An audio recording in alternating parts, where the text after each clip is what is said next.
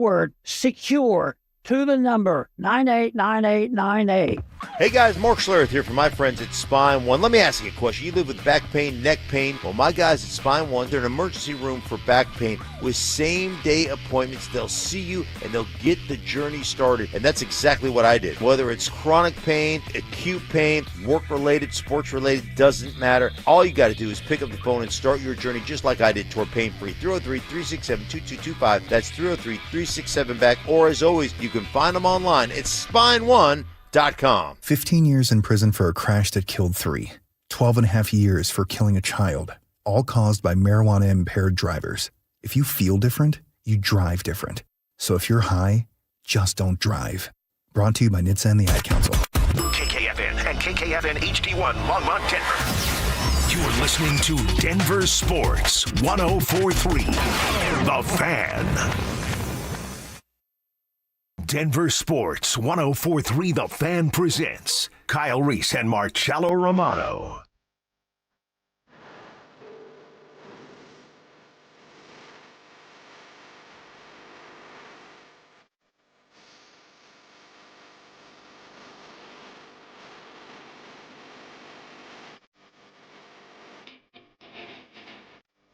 Good morning, Marcello Romano, Kyle Reese, Alex Becker, and yourselves on the RamosLaw.com text line, 303-713-1043. Participate in the show on the YouTube chat as well, powered by Sean Honda. The wait is over, fellas. We got football on Friday night. The Denver Broncos go down to Atlanta, and in front of a crowd of dozens, they get their first preseason game out of the way. What were your take? Well, first of all, good morning. How are you? Good, man. You? Good to see you, brother. You too, dude. Like you're ready for football season. You got throwback, man, yep, everything. it's here. It's here. Did you see the throwback game against the Seahawks? Oh, that they're both going to be wearing? Yes, dude. Yeah, that's going to be clean. I like that. It would be awesome. Yeah. You know what would also be cool is if they were able to wear the throwbacks, the white throwbacks. The all white that they used to wear on the road. Yeah.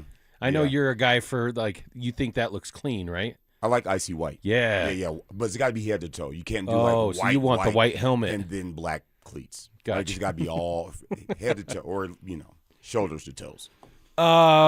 We have a question of the day today. No, not yet. Oh, I have one. I have one for you guys. Okay, all right. Okay, I'm ready. What is something that when it does not work really frustrates you? Because there's many of them. I was thinking about it today when I was pulling out of the garage, and for whatever reason, my garage door opener doesn't always click right away. I'm like, come on, man, don't make me get out and go and hit in the code and do all that. So that's one of the ones that is super frustrating for me. So that's mine for today, but I want to throw it out to you and to the listeners and to Bex as well.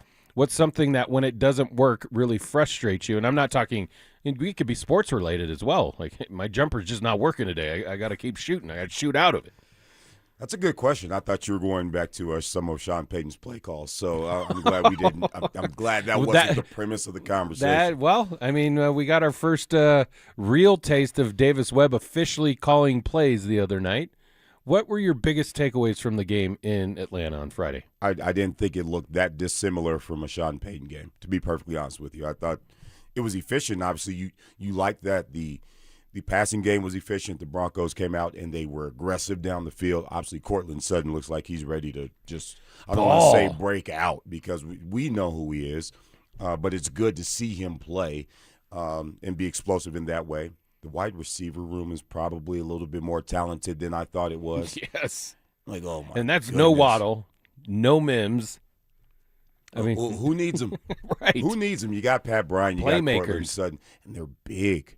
Like, Pat Bryant and Courtland Sutton aren't small How receivers. big is Troy Franklin? Because he looks like, I know he put on weight. Sure. But he looks like he's always matured. been tall. I know, but now he's filled out a bit too. Yeah. So we haven't heard his name called as much out of camp, but it's not like he's playing second fiddle. So there's going to be some tough decisions there. But overall, I just, here we are hitting the green lights again, and I'm cool with that. We don't want to overreact. It's preseason. It's the Falcons. I think they've got a lot of questions to answer down there, even though I picked him to win the NFC South. I don't know why the hell I did that. Probably because the odds were good at that point. But, yeah, I just – they green lights for me. Check. Quarterback position. Do you have a backup quarterback? Controversy now. I think we talked about that a few weeks ago, but I think both guys played well. So there's a lot. There's a lot there. Listen, man, it's not the AFC Championship game, but for Stidham to kind of go out and command the offense in the fashion that he did the other night, I think is encouraging. I think they keep all three of the quarterbacks, to be honest with you. I'd be fine with that. And look, the weather was nice. It was in the dome. You didn't have anything to battle against in that way, but it's what you wanted out of that position. And last time we saw him, he left us with a lot of questions. So I'm glad that he came out and played well. I think that was a confidence boost for him.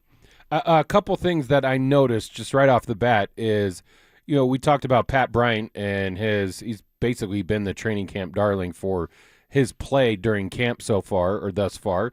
And he didn't wear a Guardian cap.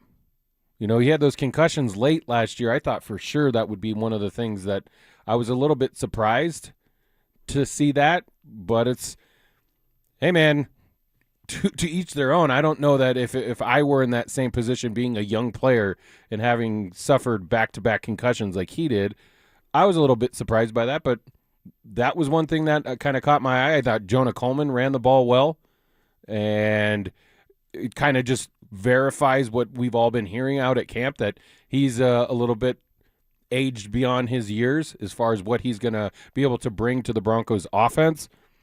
What are you going to shake a stick at on Friday night? Listen, we're just talking offensively so far. I'm not even talking about how good the deal. Like, Tua looked like he didn't know he was the rookie, right? Yeah, did you just start this? Yeah, what's going on? Where's your Guardian cap, by the way? Yes. Listen, defensively, I kind of like that the Jonas were good. Jonah Ellis was good. Mm-hmm. Jonah Coleman was good. So you might have a kind of a fun combination there, but I mean, two Jonas. It's what you expected. Two dudes. It's what you expected out of the defense. They got after the quarterback, and Two dudes. we got a chance to see Kyle Pitts, who I was really high on because he was going to be available until the Falcons franchise tagged him, and that was really the only bright spot for the Falcons here and there. But outside of that, I thought they put a wet blanket on him, like tonight's not going to be your night. What about Evan Ingram? What about him? Did you like his performance? Are we going to see – listen, out at camp, it hasn't been great, the reports on Evan Ingram. And, of course, we had all the high expectations last year of him rolling in and being the joker and kind of taking this offense by storm. Didn't look good, or hasn't been reported that it's looked all that great at camp, but I thought he played pretty well the other night as well, and that they were kind of targeting him. Here's what I think we need to do. And we're going to kind of ride the wave a little bit here. But I am reserving judgment on Evan Ingram because there's a part of me that feels like last year's results weren't his fault. Not completely. The drops, those are on him. But the scheme, that formations, all that stuff. Yes. There's enough of that to be spread around. So I don't want to get too high just yet. Not on Evan Ingram because he broke out last year. Remember, there was the first play against the Cardinals or something like that, and we're like, oh, here we go with the Joker. Here it is. They're playing that hand. I can't wait to see what's going to happen here. So I'm gonna RELAX on Evan Ingram. We'll win a little Aaron Rodgers on us. Yeah, but it can happen. It can be a good thing, and I think it's good that he's surrounded by this complement of weapons, so that maybe he will get some matchups that are favorable for him that he can win. Sneaky Broncos. And I say that because Dan Orlovsky went on, I think, Get Up earlier this week and was like, they're the best team that nobody's talking about. Fine. Don't talk about it. Their highest paid player last year didn't even play for them. And now they've got depth, 24 months removed from being the worst roster, reported worst roster in the league. And now we're just talking about the amount of depth and how talented the Broncos are. But he went on to say that, listen, they're being overlooked. They won the division last year. They went 14-3. They were the number 1 overall seed in the AFC. And for whatever reason, the odds makers don't love them to make a run like that again. And I know a lot can point to they're going to play a more difficult schedule. And we know we've talked about the first 6 games for sure. But, dude, I'm stoked. I know we get to the first preseason game, you get all hyped up because you get to see somewhat real football again, and then we get kind of bored with that again. We're going to have to wait a month until it really kicks off in Arrowhead on a Monday night. But, dude, everything's positioning other than the setbacks that they've had for injuries and soft tissue concerns and all that throughout camp. But we go to our producer, and Bex, I want to know your first couple takeaways of what you saw from the Broncos on Friday night. Great. Offense rolling right away, defense with the takeaways. They made Atlanta look like kind of like a JV team there in the first half, I thought. They come very complete performance. I thought Stiddy was pretty good, Ellinger pretty good as well, and then the receivers were awesome on that first drive. Sutton with that one-handed catch and then the one down the seam. I mean, he came to ball out. Pat Bryant, you mentioned Ingram. I really liked what I saw, and Sean Payton seemed like he had a little extra oomph for that one. He likes beating the Falcons, and he had that comment to Cynthia Freeland when he was walking off the field. A lot of empty seats dressed up as people tonight. It's always better when Sean's in a good mood. Oh, yeah. Well, and he couldn't have been all that upset with what transpired on Friday night. I mean, there's obviously, as a coach, you know this as well as I do, you're going to nitpick and find things that you want to be better at or do better, play better, as Sean would say it. But, dude, to kick it off, I don't know that you could have asked for a better scenario than what they got on Friday. No, I mean, there's still some question marks. I think you could probably nitpick about special teams. And you saw in the AFC Championship just how critical a piece of the game that is. So I'm sure there will be some getting after it in that phase of the game. And then your center position, obviously you're kind of playing musical chairs there.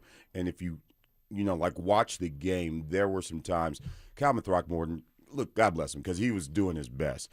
And in college, he played all 5 positions, but you could tell that wasn't his wheelhouse. That's something that you're going to have to figure out from a depth standpoint, and obviously Wattenberg not being available. So there's a few things that you would like to see them. They're not going to go back to camp empty-handed.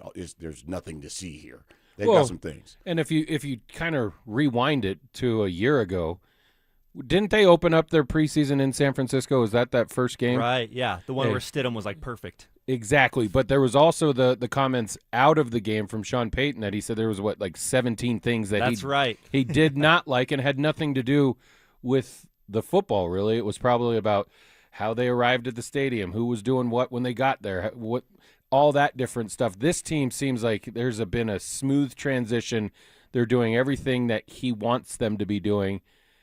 And to your point earlier that it didn't look all that dissimilar from Sean Payton running the offense, I do think it was interesting. Davis Webb was asked about it last week. Are you going to be up in the box? You'll be down on the field. I want to get your thoughts on that from a coaching perspective. Do you think Davis Webb should be up in the box? The relational part of him probably wants to be down on the field, because that's where you can have those conversations with Bo Nix. You can go off to the side. You can grab, whatever tablet you're looking at and go through those things. The problem is when you're up in the box, it's a different game. Like, you ever watch basketball, like from the nosebleeds and then down on the floor? It's the same exact thing. By the way, they're like 8 feet tall on the floor. But when you're that close to the game, it's hard to see what's going on. It's hard to see who's coming from where, or even more so, if you're getting the look that you thought you would get. We called this play versus this look, or we practiced against this look. It's very difficult to see that from field level. So from from both coordinator positions, I think it's better to be in the box if you can be. But that's probably not in his nature over the last few years, being right next to Bo Nix. Well, and Vance Joseph calls it from the field as well. Like, I guess I asked the question more so with the advancement in technology and all the different, surface pads that they're able to look at to see what they want to see. I would tend to agree with you, being able to see it from a bird's eye view, looking down and seeing what, formations they come out in and how to attack it or how to best attack it. Do you think he changes that at all? Do you think this is like one of those trial periods over these next 2 preseason games where Sean Payton said Bo Nix will play in both, which is a little strange. You're just flipping it, I guess. You don't have to get him out there on the turf in Atlanta. You can play the final 2 games of the preseason at home on a natural surface in your environment. But do you think in Game 2 coming up on Friday night against the Packers that Davis Webb says, all right, I tried it from the field. let me go up into the box and see how that works. I mean, they came out and scored on the first drive. What are you gonna Well, tell I them? know. That's what you're not going to change if it's working, right? Yeah, and the most important part, I think, is to be you, is to do what you're comfortable with. Another thing about calling it up high, it kind of takes some of the emotion out of the game. You can call it from. I know you see like all the cutaways to guys You're really dissecting slamming it. their headsets and being like, you still ride the wave, but you're detached a little bit from the highs and lows and the guys cussing and screaming on the sideline, and you're just calling it by the script. So, but again, if that's not what he feels comfortable, you want your play caller to be comfortable. So it's really what Davis Webb wants to do. So he won't be working. instructed. No, I mean, obviously, it looked like it worked fine the other night. I just was wondering if it would be something like, let me do one here, let me do another one up there, and then back down and see just which one's more comfortable, which one I'm going to be more effective in. No doubt, but here's the thing. I think his support system, like he's got some old heads in the headset. You've got Morton in the headset, you got Payton in the headset, and who else knows who's up high, in his ears. So I think he's got plenty of people that'll provide down in distance, what hash you're on, time you've got left. You know what I mean? He's getting plenty of information from plenty of sources. So again, you want him to feel comfortable, just like you want your quarterback. What do you like here? You're asking those same type of questions of him. He said that last week during the Drew Brees induction into the Hall of Fame about like how detail oriented he is. Or was, because he's head coach. Talking about Sean Payton. Yeah, you were brilliant. You were brilliant. Yeah, so relative to compliment. But it is, you bring up like the difference, where they're at on the field and all that different stuff. And Drew Brees was talking about when he asked Sean Payton, "Hey, coach, when do you think we'll call this?" And it got down to the 2nd and 10, just over the 50, 47, left half, maybe mid hash, that type of stuff where. Now you're passing all that along to Davis Webb and to Bo Nix and letting them kind of carry that charge. Not a lot to pick at in game one, and I know it's just the preseason. I don't want to get overly enthused by it, but if you could have drawn it up any better, tell me how. Well, you got yourself into a few third down situations, but you want to see that because it's inevitable that you're going to have that throughout the season. So I won't say that it was intentional, but you like the way they got out of the situations. I thought they were efficient there. But this is all personnel now. If I'm nitpicking at the center position, you're in the situation you're in because guys being hurt. Yeah. So no choice. What are you going to do there? That's not Davis Webb's fault. So I don't know. Maybe you want to see a little bit more Coleman, a little bit more, but outside of that, Talk about that. Because R.J. Harvey obviously got the start. We knew we guess we didn't know, but we all kind of assumed that J.K. Dobbins wouldn't play. Well, he has to play 17. Yeah, so you put the 17 on the other end of the there you schedule. go. And he pinky promised on that, so it's going to happen.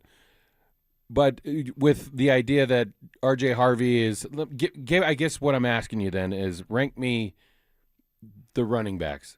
J.K. is probably going to be he's the guy, right? But a lot of people think that R.J. Harvey, especially after the success that he had in his rookie season, will just be kind of relished to be that third down back. But he got some opportunities the other night. I think he looked all right. And if you had to rank, is it Dobbins, Harvey, Coleman, or is it Dobbins, Coleman, Harvey? We'll say that one more time. This is an election year. Yeah, Dobbins, Coleman, Harvey. Listen, Dobbins is I want to see him play. Oh, and you know that if you watched him last year, he's a rhythm guy. He's got to have more touches, so he's got to touch the ball 15 times in order to see what he can do. So I don't know where that leaves Harvey and Coleman in terms of what's left for them. Now, Harvey has this very specific skill set. He scored 12 touchdowns last year. So he can impact the game in other ways. And so I don't know that I would try to force fit him into this running back role when he can do other things on the offense, which would allow for Jonah Coleman to pick up those other 8 or 9 carries in the run game. So I think it's a good problem, although I would like to see Harvey carry the ball more because I don't think he's a bum when it comes to that. I think he can really do it. I look at it that way, too. It's like, wouldn't it be somewhat of a tell if you're just utilizing him out of the backfield on third down situations? Listen, we saw Jaleel make a play the other night, score a touchdown on a play that kind of broke down. Stidham finds him. He gets into the end zone. That'll be another piece that they can use. I don't know if they're going to be able to utilize it to what we thought. Like when you look at his stature, I kind of just looked at it as you look at some of the players that Sean Payton has had in his past, and I'm talking about his time in New Orleans, that it would fit a little bit differently. And I think mostly that's why the decision to go with Davis Webb calling plays happened, because you and I talk about this all the time. There's times when you leave a game where you're like, damn, I didn't call that play. I wanted that play. That was on my sheet. I had to call that, and I didn't call it. Those type of scenarios, I think, are more of a reason why Sean Payton was able to kind of dial back and say, I can better suit the team if I'm more focused on everything and not just so focused or solely focused on calling an offense. You know what really ticks you off about those plays? If you lost. Yeah. If you lose, you'll say, I should have called that. Now, if you won, you say, okay, I'll call it next week. We're good. But, yeah, listen, this thing has come together really fast, and I'm talking about the Sean Payton era. You're talking about guys like Jaleel McLaughlin now, who's probably not going to make this team. Because I don't know. So you think they take 3 running backs or 4? Where does he fit? Yeah. I was going to ask that question later in the show. Is like Tyler Baday's definitely not going to make it. Yeah, I just don't know how you utilize him. And I think the team and the personnel have matured beyond his story. We love his story. He's a good player. Obviously, you know, the odds were against him. But I think this team has gotten so good that where does he fit into now this new scheme, new play calling, and upgrade in talent? Honestly, I don't know what you do there. I was going to ask both you guys that later, but since you brought it up now, who's a guy that either made a play the other night or has been decent in camp thus far that is going to be a bit of a surprise cut? And to you, I think it's McLaughlin. I don't know if it's a surprise cut. It's going to be one of those sentimental cuts that you see. Hey, man, we appreciate your time here. It's one of those that now the program is going in another direction. So I don't know if it's a surprise. Would it be a surprise to you? I mean, you guys kind of looked at me like, here goes Kyle again. That's Sean Payton's guy, too. I mean, he really likes Jaleel. He'll stick his neck out for him. So it would be a bit of a surprise. Yeah, but, I mean, look at what he didn't do last year. How much did you see Jaleel McLaughlin? And you probably saw him in some scenarios where you're like, why is he on the field? I just don't know how he fits. Oh, you have a lot of questions on that front. Not just out of the backfield, but, you know, your receiving core that you talked about earlier about how good they are, sneaky good they are. There's only one football. And I know each week game plans change and all that stuff that goes into it. But Bo Nix has, I don't want to say it's an embarrassment of riches, but if I ask both of you guys right now, who's the most talented team in the National Football League? On what side of the ball? Just everything. If you had to look at it, just like who's the most talented. If I said that to you, who's the most talented team in the NFL? What's the first team that pops into your mind? Rams. Same here. Your Rams. Yeah. Yeah, I don't know. I still feel like the Seahawks are pretty talented. They've got the good mixture of like old and new experience. You know, they've got an offensive player of the year there in Cooper Kupp still. So I feel like they've got a really good roster top to bottom. I'd have to throw that around a little bit more because sometimes we get caught up in this silo. Like the Broncos. Well, the reason I asked the question is, where do you put the Broncos on that list? Well, there's a lot of people that will put them in the middle of the pack. A lot of people. So what about you? I don't want to get my head down too far and say, "Oh, the Broncos." The Broncos. I think they're top 5, dude. They're really good. They're really and again, this is the lack of star power that we're talking about. Household names. Because if you're talking about even the receiver position. I don't know how many receivers you're going to list in the NFL before you get to a Bronco. Well, there's probably 4 or 5 there too, for sure, easily. Yeah, but listen, and you're going to list receivers on bad teams before you get to Cortland Sutton. You're probably going to list a guy like Garrett Wilson before you get to Cortland Sutton. I look at it this way, and I'd say the Broncos, talent-wise, everything considered, is a top 5 team, and I think they're one of those 8 to 10 teams that can certainly envision a championship at the end of the year. But when you look at like the Rams pop into mind because, dude, they have star power kind of just basically everywhere, right? They got the quarterback. They have the receiver in Puka. And then defensively, what they did to add to their team with the trade for McDuffie, the acquisition of Myles Garrett, and then we know Aaron Donald's playing, dude. Like that team is stacked. They are certainly pushing all chips to the center of the table. I don't think the Broncos are much different. I think to your point, though, Kyle, that we don't really have any huge household names. People have heard of them, but they're not on the level of like not highly regarded. Not like the Rams or the Eagles have a very talented roster as well. And those are both on the NFC. You brought up the Seahawks. In the AFC, where do the Broncos rank? I don't know. Do you like them more than the Bills?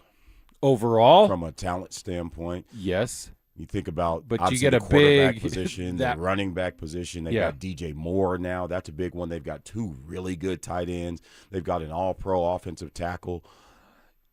You know, when you start putting these things side by side, this is good when we do it, you know what I mean? Because obviously we're really excited about what the Broncos can be, but when you start putting them side by side, you see why they fall where they fall. But that doesn't mean that they're bad, Jello. It just means that, you know, you've got some all-pros ahead of you. No. All right, coming up, we get to a quick break. When we get back, we'll break down more of the first check, and that was preseason game 1 in Atlanta on Friday night. Want real Broncos talk? Cecil Lammy and Andrew Mason bring the heat on Orange and Blue Today. The most passionate intelligence and in-depth Broncos coverage in the game. Weekdays at 5 p.m. on the Denver Sports 104.3 The Fan YouTube channel. Hit subscribe at DenverSports 104.3 and never miss another take. Orange and Blue Today, powered by Ramos Law, official injury law firm partner of the Denver Broncos. Denver Sports 104.3 The Fan.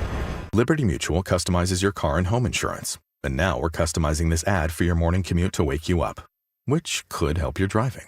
Science says that stimulating the brain increases alertness. So here's a pop quiz. How many months have 28 days?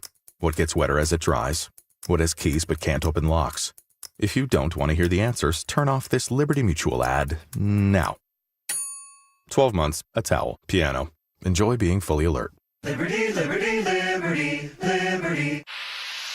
Pump up the volume. Business moves fast. Orders roll in, deadlines close in. When you ship with USPS Ground Advantage, you can keep up with confidence. Every package stays in our secure network from dock to door.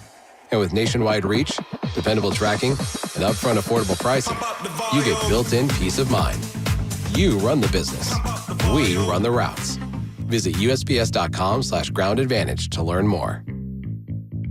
Hey guys, Mark Schlereth here from my friends at Xfinity. What if you had the most reliable fiber-powered Wi-Fi and the price didn't change for 5 years guaranteed? Thanks to Xfinity, you don't have to worry about that part of your future. Now through August 24th, get the best price on gig Wi-Fi this summer before it disappears. Just $50 a month for 5 years. And get online in minutes with same-day Wi-Fi. You're guaranteed 5 years of super intelligent Wi-Fi that keeps you protected from online threats and finds and fixes issues before you even notice them. No annual contracts or commitments, no hidden fees, and the best equipment included. Plus, get Peacock Premium included for 2 years. Lock in your price and unlock the possibilities. Get it now at Xfinity.com. Xfinity, imagine that. Restrictions apply. Requires paperless billing and auto pay with stored bank account. Taxes and fees extra. Speeds vary. Use of fiber coaxial cable. Learn more at Xfinity.com/same-day Wi-Fi.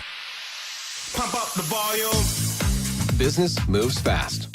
Orders roll in, deadlines close in. When you ship with USPS Ground Advantage, you can keep up with confidence. Every package stays in our secure network from dock to door. And with nationwide reach, dependable tracking, and upfront affordable pricing, you get built-in peace of mind. You run the business. We run the routes. Visit USPS.com/Ground Advantage to learn more. T-Mobile is launching something no other wireless network offers. Introducing Nothing.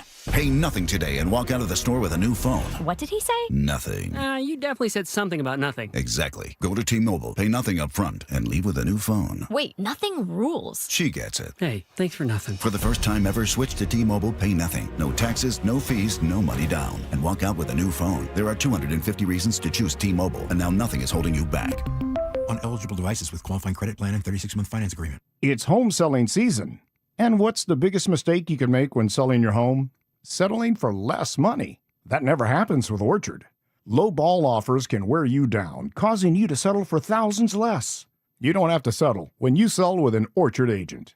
Orchard reinvented the real estate industry by guaranteeing your home sale. Their local agents help you sell on market for top dollar.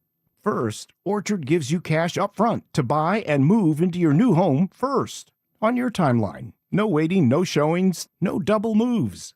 Then, once you're settled in, your Orchard agent helps you sell your home on market for top dollar. Here's what one customer said. I went under contract within 24 hours of my home listing, which was amazing. With Orchard, you never have to settle for less. Buy before you sell and get top dollar for your home with Orchard. Curious how much your home is worth? Visit Orchard.com to get your free home valuation. That's Orchard.com. Denver Sports 104.3 The Fan presents Kyle Reese and Marcello Romano.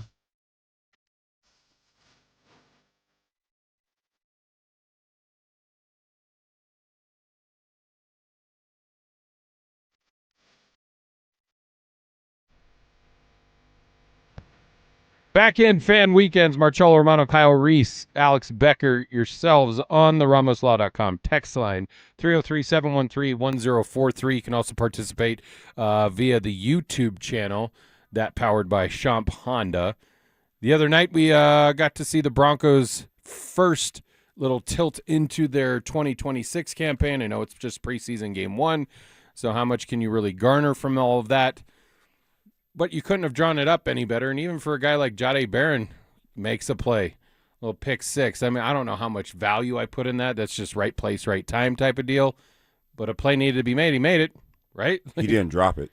That's a good sign. No doubt about it. So, in fortune favors the bold. You know, so when you're playing aggressive and you're in the right position, you know, things like that happen for you. So I think that was a really good thing to see because he's probably – caught a little bit more grief than what he deserves because it was going to be a tough lineup to crack anyway. So for him to make that play, he's a first-round pick, dude. I get it. But, I mean, you know, Riley Moss hasn't done himself any disservice on how he's played. So where was he going to get in the lineup at? So that was a good thing to have happen to him. Yeah, for sure. And I don't know that it really changes anything as far as depth is concerned with the way that you just, you know, illustrated that Riley Moss has been playing, and it seems like he's going to take another jump this year than Jaquan McMillan, but it is their first-round pick. And at some point or another, if you're a first-round selection, you were drafted for a reason there. And I go back to, like, listen, in that draft class, they didn't think he was going to be available. He fell to them because of other decisions made by other organizations. But if it doesn't start to kind of bear fruit soon, people are going to start saying the word that we don't like to hear around first-round picks as a bust. I think he's got a little ways to go before we start having that conversation. I went back and looked at that draft class, by the way. It wasn't incredibly deep in the first round at defensive back. So you had Travis Hunter. The next one was Barron, and then Hairston went to the Bills. So it's not like there were a ton to choose from. So I don't know. Is that on the Broncos or is that on him for where they selected him at? Because everyone else seemed to have the same sentiment about the defensive backs in the draft. So, and during that draft process, like if you didn't have something, my assertion always was like make a move, go up and get Tyler Warren, go up and get Colston Loveland. Now it looks like those two guys were players immediately. Dudes. But we also saw a guy like Jaden Daniels this past year who took the league by storm in his rookie year and led the Commanders all the way to an NFC Championship game, only to kind of fall completely flat even when he wasn't injured playing for the Commanders last year. By the way, did you see his news? Does he wear number 5 by chance? Does he like wearing the only number 5? One that cares about that number more than him is the Count from Sesame Street. Yeah. Listen, man, what is up with the modern-day athlete in the sense of entitlement? You don't get to decide when your jersey's given to somebody or your number's given out. We did this on Freshly Graded on Friday. I'm like, John Elway waited 30 years to have his number 7 retired at Stanford. Or decide when your jersey gets retired and put on the side of the stadium. Exactly. Yeah. Peyton Manning waited 8 years to have the 16 retired in Knoxville. We're talking about guys now. They didn't win Heisman trophies, but and this goes even just up the road to Boulder. Like with Hunter having his number retired, Shador, we all know that really well locally, but it's just like, why are we jumping the gun? And when do you get to dictate whether or not your jersey's going to be retired? Keep in mind, you played at Arizona State before you went to LSU. Is somebody wearing 5 at Arizona State? Who cares? Do you have a problem with that one? Yeah. And Joe Burrow came out and talked about it because, I mean, if there's anybody that would be able to chime in on the conversation, it would be him, national championship and Heisman Trophy. But he played at Ohio State before that. So this thing has gotten to be so diluted. I feel like okay, you guys are getting paid. You guys are moving around like you want to. Shut up about the jersey. Leave it alone. That's the first strike. Dude, for Jaden Daniels. Their comment was they were profoundly disappointed. You know where that came from? Who? Ma Dukes. That came from Moms. That wasn't Mom's Jaden. his agent too, right? Yeah, and everything else. And by and large does a pretty good job. Keeps them focused, and keeps everybody at bay. But that was the first strike for me. Like I pretty much have loved everything that he's done since he's been in the NFL. But that was petty. I ain't care for it. Yeah, dude, you're not even year 3. Not even year 3. And while your rookie year was phenomenal, last year, you got a lot of questions to answer this year. I don't think this is the storyline you want to going into add into it. Like the coach isn't even there anymore. Everything's changed. It's not the same people. It's not like you're not even talking to the right people.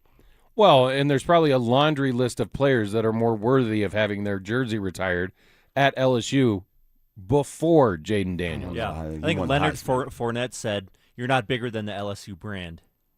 And I think Daniels' argument is that no one has worn number 9 since Joe Burrow, and he thinks he should be in that same category. Well, maybe nobody likes his number Heisman 9. campaign. What was their record that year? Like Joe Burrow led probably one of the most dominant college football teams in recent memory. Yeah, I don't know if I would lean into that part of the argument. What?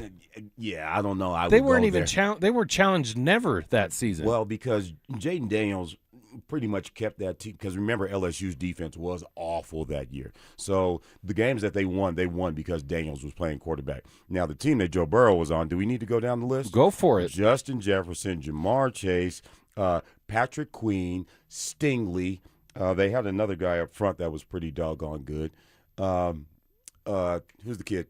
Edwards-Helaire. Edwards-Helaire. He was pretty good for them as well. So it's not like Joe Burrow was throwing to, guys named Manjack. Who's that? But Manjack is the receiver that popped the other day for the Broncos. Exactly. Who's that?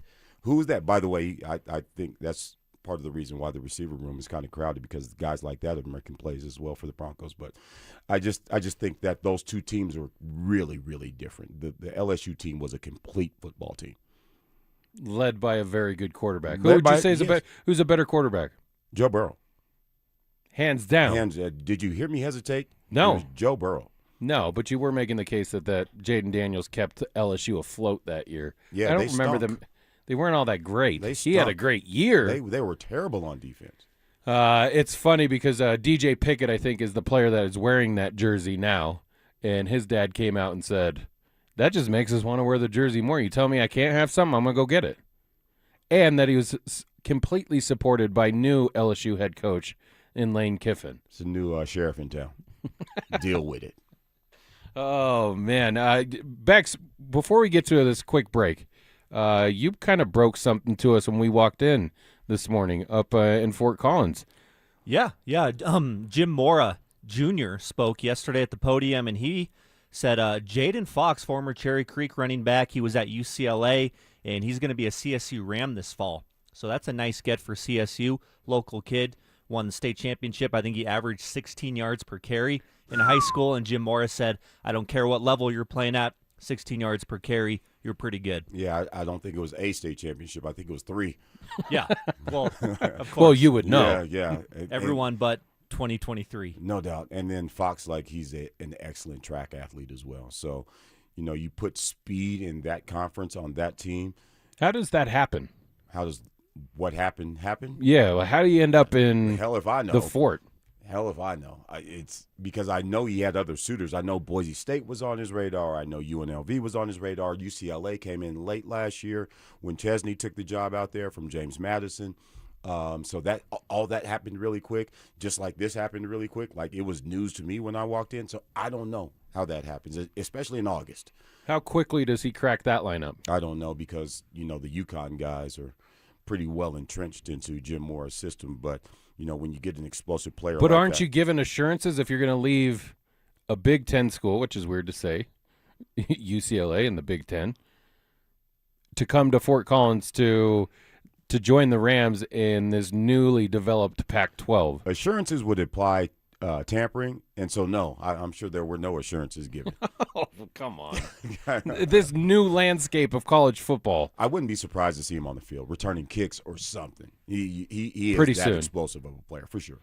All right, you're getting me amped up on just Rams football and the surprising year that they may be able to have. Because up in Boulder, of course, this past week we heard from the sports information department that you can't do anything really. You could be at practice, but you can't report on it. You can't even bring a notepad. Yeah. Is that going to blow up in Deion's face? I don't know. He wants to control the narrative. He's not pushing the wrong buttons. I thought he did a great job going to Colorado Springs and practicing at Fountain Fort Carson, and I thought that ingratiated the team to a different community. So that's a good thing, but then you followed up with that. It's always and then something with Deion Sanders. And then he did this. And not a good report either. All right, we get to a quick break, but coming up next, we take our Sunday stroll. It's Training Camp 2026 Unfinished Business. Stokely and Evans with Mark Schlereth will kick things off starting at 6 a.m. Powered by Applied Future Technologies. Then Dover and Cecil will react live to all the action until 2 p.m. Thanks to Denver Roof Pros and Biondino Law Firm. At 2, The Drive will recap the day thanks to AeroSeal Colorado. Stay locked into Denver Sports 104.3 The Fan and DenverSports.com for all the latest news and information during football season. Denver Sports 104.3 The Fan. Swiffer Power Mop. I have a dare for you. After you use your old mop and bucket, put on your whitest socks and walk across the floor. Now look down. What's that gray stuff on your socks? I used to have that too, until I switched to Swiffer Power Mop. Swiffer Power Mop breaks down and locks away tough messes. Take the dare. Try Swiffer Power Mop. White sock approved. The smarter way to clean your floors. It's time to make the swap. Swiffer Power Mop. Everywhere you look, things are getting more expensive. But at Consumer Cellular, we're lowering the price for those 50 and up. Now you can get unlimited everything for just $35 a line. That's $35 a month for unlimited talk, text, and data. Switch to the carrier ranked #1 in network coverage and customer satisfaction and get unlimited everything for just $35 a month. Call 1-888-FREEDOM or visit Consumer Cellular online or in-store today. Price includes $5 credit for auto pay and e-billing. Taxes and fees apply. Data speeds reduced after 35 gigabytes. Rankings done by 2025 ACSI survey. As you look over the course of your life, you have some real regrets. Some of those regrets seem so deep, you wonder if you can breathe. I understand. For Alpine Bank, member FDIC, I'm Jay Rickstrew. Back then, you thought you were doing the right thing. But now, years later, you know that those decisions tore you up. So much so, you wish you could go back and do it all over again. But we can't go backwards, can we? We can only reap the wisdom we gain from the regrets and move forward. Alpine Bank wants to share something that may help you. It's a Native American saying. It goes, "Your soul would have no rainbows if your eyes had no tears. Be gentle with yourself. You're only human. Put those past regrets far behind you." Colorado, it's time to take our recycling to the next level. That's why Recyclon Colorado is bringing you more curbside and drop-off service from peaks to prairies. Guidelines as clear as our skies, so you know what goes where. And the price? As free as gawking at Bighorns on I-70. You deserve a recycling system you can count on, like your puffiest winter coat. And we're here to give it to you. Learn more at recyclon.org/Colorado. It's no secret that the checkout line feels a lot heavier. If those daily essentials are ending up on a credit card, those double-digit interest rates are quietly draining your bank account. If that debt is starting to feel heavy, you're not alone. And if you're a homeowner, you've likely looked at your mortgage rate and thought, I can't touch that. With American Financing's Smart Equity Loan, you don't have to. It allows you to wipe out high-interest debt and lower your monthly overhead while keeping your primary mortgage intact. It's a surgical strike against debt. Unlike a fluctuating HELOC, the Smart Equity Loan is a fixed-rate loan, giving you a predictable monthly payment. At American Financing, there are never any upfront fees to find out what you qualify for. Guys, talk to a salary-based mortgage consultant today. Experts who are paid to help you save, not sell you more than you need. So call them at 303-695-7000. That's 303-695-7000, or visit them online at americanfinancing.net. NMLS 182334, NMLSconsumeraccess.org. Recall 67A mobile appointments are now available in your area. We come to you quick, easy, and under an hour. Complete the recall to get $500 plus a warranty worth thousands. Schedule today at CummonsRecall.com. If you've been injured in an auto accident, Dr. Joseph Ramos is both a doctor and a lawyer, combining legal and medical expertise. He can help. Ramos Law, the official injury law firm partner of the Denver Broncos. RamosLaw.com. The weekend is upon us, and we're here to walk you through today's top headlines. So lace up and join Kyle, Reese, and Marcello Romano on this week's Sunday Stroll.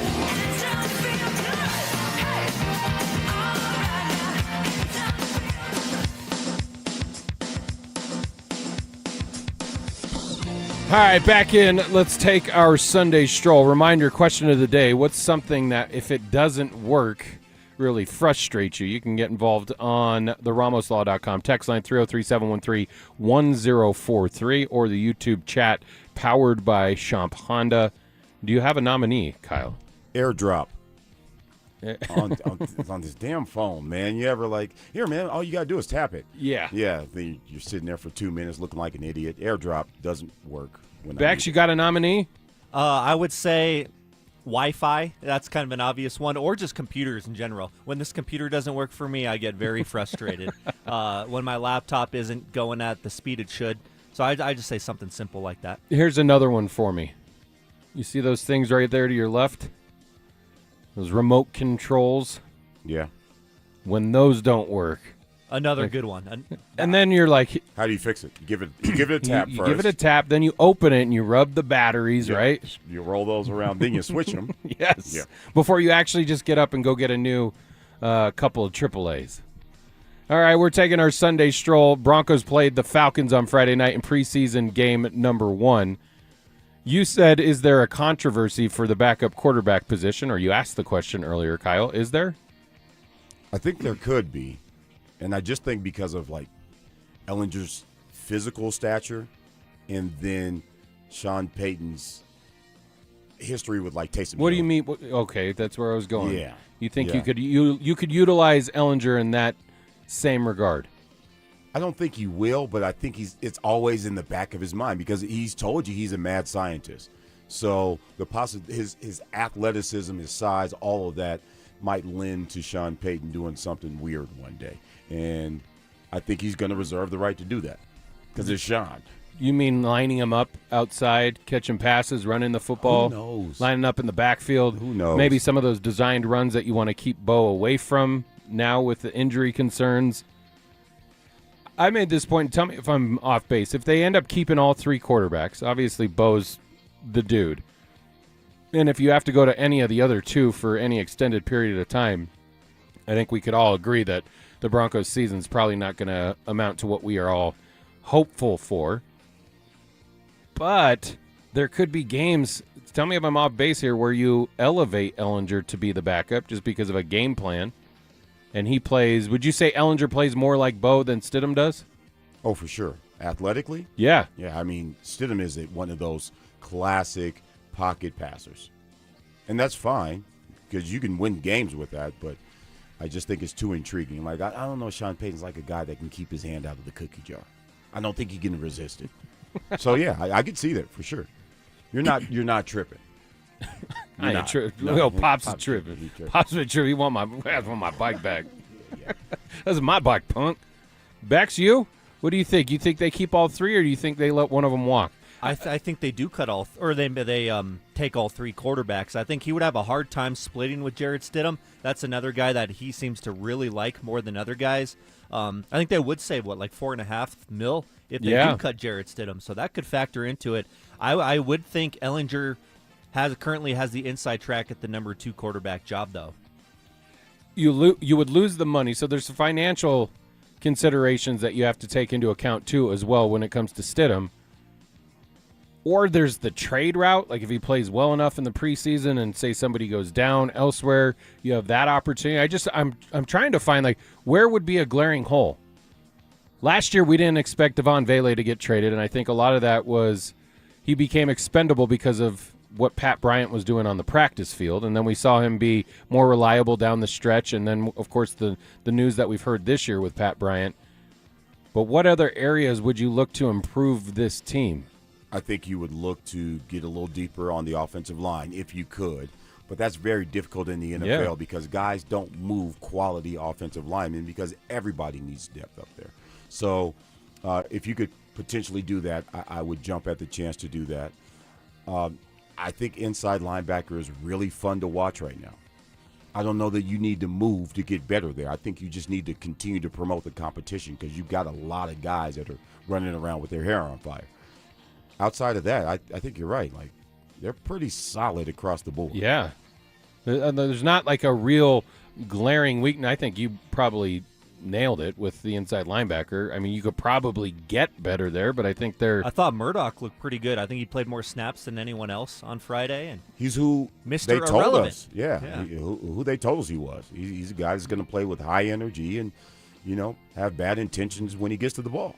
He's who we thought he was. Oh, so crown their ass. So we let him off the hook. Kenny Green, man, left us with a classic. Coach. Good football coach. If you want to crown them, then crown their ass. But the Bears are who we thought they were. That's wild. All right, as we continue our stroll around the neighborhood, Kyle might write a note, leave it on your windshield, tell you clean up the yard, get all these cars out of the driveway. I'm chilling this week. Chilling? Yeah. Uh-oh, something happened. Well, no, I mean, I left my recycle bin out. I drove past it this morning. I'm like, who did that? Oh, that's mine. All right, I won't be throwing any stones. Other storylines around the National Football League as we get full preseason week 1 in the books. Anything that caught your eye? I think the Browns quarterback battle is going to be something. Everybody's watching it because of the names involved. Obviously, everybody hates Deshaun Watson. And then Shedeur Sanders is probably a polarizing figure as well. Keeps a lot of tension in his upper thighs. Is that what That's happens? What I've heard. Yeah. He kept driving around finding places to help. So I think that's something you keep an eye on. Outside of that, I think it's pretty par for the course. Like, you don't get any news out of the Rams camp because they've just got their head down working, I guess, until you hear the next Aaron Donald and McVay update. said there's no timetable on Aaron Donald's decision, but we all know that he worked out. The dude's coming back. You're convinced. This I've is said it just from what the it beginning, is. right? Okay. When you guys both said, nah, I don't think so. I think that the lure of getting another championship, and it doesn't mean it's going to happen. Like, you don't just get Aaron Donald and you expect him to be the exact player he was when he walked off and retired initially. But with that roster, man, you don't win, then you fell short of your goal. You know what made me nervous the other night? What's that? I thought Fernando Mendoza played Holy cow. pretty well. And I think a lot of people He looked like he was playing a college game again, dude. He just kind of picked up where he left off. Yes. And I don't think it's a good thing for the rest of the division. It's probably a great thing for the Raiders that he's around another brainiac in Kirk Cousins They probably see the game in similar ways, but I don't like the combination. I don't like it at all. And he's treating the Las Vegas Strip like a haunted house, like he said. So I don't go over there. I don't mess with that. That's a good idea. Well, and that's one of the things that was reported about Mendoza during the draft process is he's a football nerd, loves the game, loves studying it. Obviously, you get a guy in that organization like Tom Brady to give you a little bit of tutelage as well. He had like a lot of the skills anyways, because you remember a year ago, we were joking about when Indiana started their season. You asked me about Fernando Mendoza, and I was like, "Oh, the soccer player." Yeah, no, not the quarterback. So I'm going to pat myself on the back a little bit because we talked about him. We really started talking about him after they smacked Illinois around. They put up 63 points on Illinois, and it was like, well, who's this kid that basically is lighting up the Big Ten? And then it started catching fire from there. The rest is history, obviously. But yeah, I don't like it. Chase Daniel had a good breakdown on YouTube of his performance as well. He's high on him. So I don't want to see this, silver and black thing get off the ground. I don't either. I mean, they could surprise some people this year. Really? They could. And how soon until he starts playing?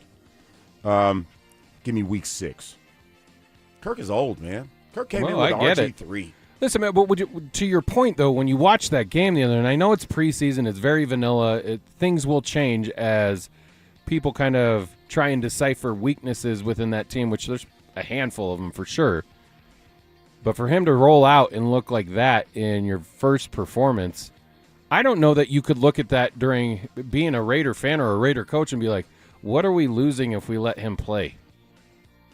Besides the experience that you have from Kirk Cousins. You've got a throwaway year anyway. Everybody thinks you're going to stink. Yeah. You're picked to place 4th in the division again. So I'm with you. Why not just roll it out there and let the kid play ball? Could be a scary proposition if you had Mahomes, Nix, Herbert, and then Mendoza turns out to be a real player in the AFC West. We'll have to see how that plays out. That'll do it for hour number 1. When we come back, we get back into the Broncos. Plus, we go around the sports world. What was making news this past week? We do all that coming up next. Stay up to date on the Broncos with our 9 News Broncos insider, Mike Kliss. Presented by Fitness Gallery and Monarch Construction and Roofing. Hear the latest from every practice and every game every single week during football season. Denver Sports 104.3. The Fan. Brandon Stokely here for ROX Rocks Heating and Air. Time is running out. Heat pump rebates are being cut in half October 1st. Heat pumps are the best option for your home. They cool in the summer and heat in the winter. They offer superior comfort and efficiency compared to your old air conditioner and furnace. The countdown is on. Don't wait. Colorado's heat pump experts, ROX Rocks Heating and Air. Now play that jingle. HVAC service, installation, repair. ROX Rocks Heating and Air. Switching your account numbers is hard. Being forced to switch, even worse. That's why at Belco Credit Union, we want to pay you to switch. From June 1st to August 31st, we're offering a $300 bonus when you open a new checking account with a qualifying direct deposit of $500 or more. They changed your account number. You can change who you bank with. Go to belco.org/switch for full offer details. Insured by NCUA. Membership eligibility required. Conditions and restrictions apply. Belco. Banking for everyone. Hey guys, it's Mark Schlereth. I just made one of the best decisions of my life. I got rid of my glasses. I went to Cutarelli Vision and had refractive lens exchange, RLE. I wore glasses for distance vision, but I got to that inevitable point in life where I was always needing those reading glasses just to do about anything, and half the time I couldn't find them. Seeing menus, texting, reading my computer, or studying film, it was a struggle. But now I see the world perfectly near and far without any glasses thanks to Cutarelli Vision RLE, the perfect permanent solution to spending your good active years not needing reading glasses. And here's the cherry on top. You'll never develop a cataract. Dr. Cutarelli is Colorado's most experienced with over 90,000 vision correction procedures. You can trust him to know if it's the right time for you and RLE. Schedule your free Zoom consultation at coloradorle.com. Cutarelli Vision, RLE, no readers, glasses, or contacts, or cataracts. coloradorle.com. Sleep Number's new collections are designed to adapt to the changing nature of your life and your sleep needs. Whether it's the personalized comfort of the Comfort Mode mattress, the targeted pressure relief of the Comfort Next mattress, or the Climate Collection that actively cools or warms to help you fall asleep and stay asleep. And now, get early access to our biggest sale of the year. Save 25% on the new Comfort Next Luxe for a limited time. Only at a Sleep Number store or sleepnumber.com. Progressive knows that for business owners, vacations hit different. But hey, at least you finally took a vacation. And look at that. You only answered 53 calls, 84 emails, onboarded 1 new hire, and covered for Chris while he's out on paternity leave, and you did it all from a kayak. Because you, my friend, know how to relax. All right, you may not know how to take a day off, but you do know both your personal and business auto insurance needs can be covered in one place with Progressive. So at least that's relaxing, right? Progressive Casualty Insurance Company and affiliates, not available in all states or situations. We all hear the radio ads about the IRS. They tell you to be afraid, to be scared, and they try to frighten you into calling. I'm not here to do that. Tax Relief Advocates is different. TRA is here to tell you that if you owe money to the IRS, whether it's $5,000, $50,000, or $500,000, we have a solution. It doesn't matter if you're sitting in your car, at work, or with your kids. No matter where you are, call now. 800-575-8157. Don't lose hope. TRA can eliminate or reduce what you owe to the IRS. Generous programs are now available that can give you a fresh start. Our passion is taxes and helping individuals fix their IRS problems. We have over 1,000 5-star reviews on Google and an A+ with the Better Business Bureau. You don't need to be afraid of the IRS any longer. End your tax nightmare today by visiting us online at TRA.com or call 800-575-8157. That's 800-575-8157. Tax Relief Advocates. Real solutions for real people. KKFN and KKFN HD1 Longmont, Denver. You're listening to Denver Sports 104.3 The Fan. Denver Sports 104.3 The Fan presents Kyle Reese and Marcello Romano.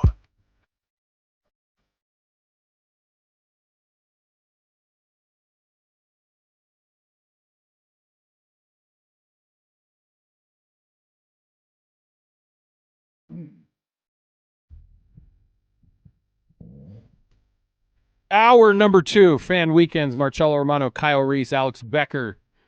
Yourselves, RamosLaw.com, text line 303-713-1043, and the YouTube chat powered by Champ Honda. Other news around the sports world this past week. We'll keep it local first. The new renderings of the stadium. Oh, boy. Uh-oh. Oh, boy. What? It's just been a hot topic. That's all. Why is it that way?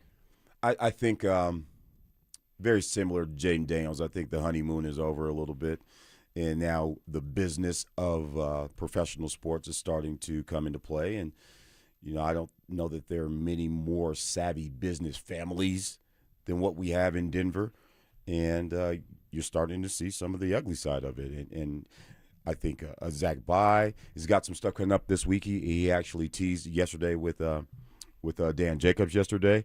They talked about it a little bit yesterday. Dan went on a rant.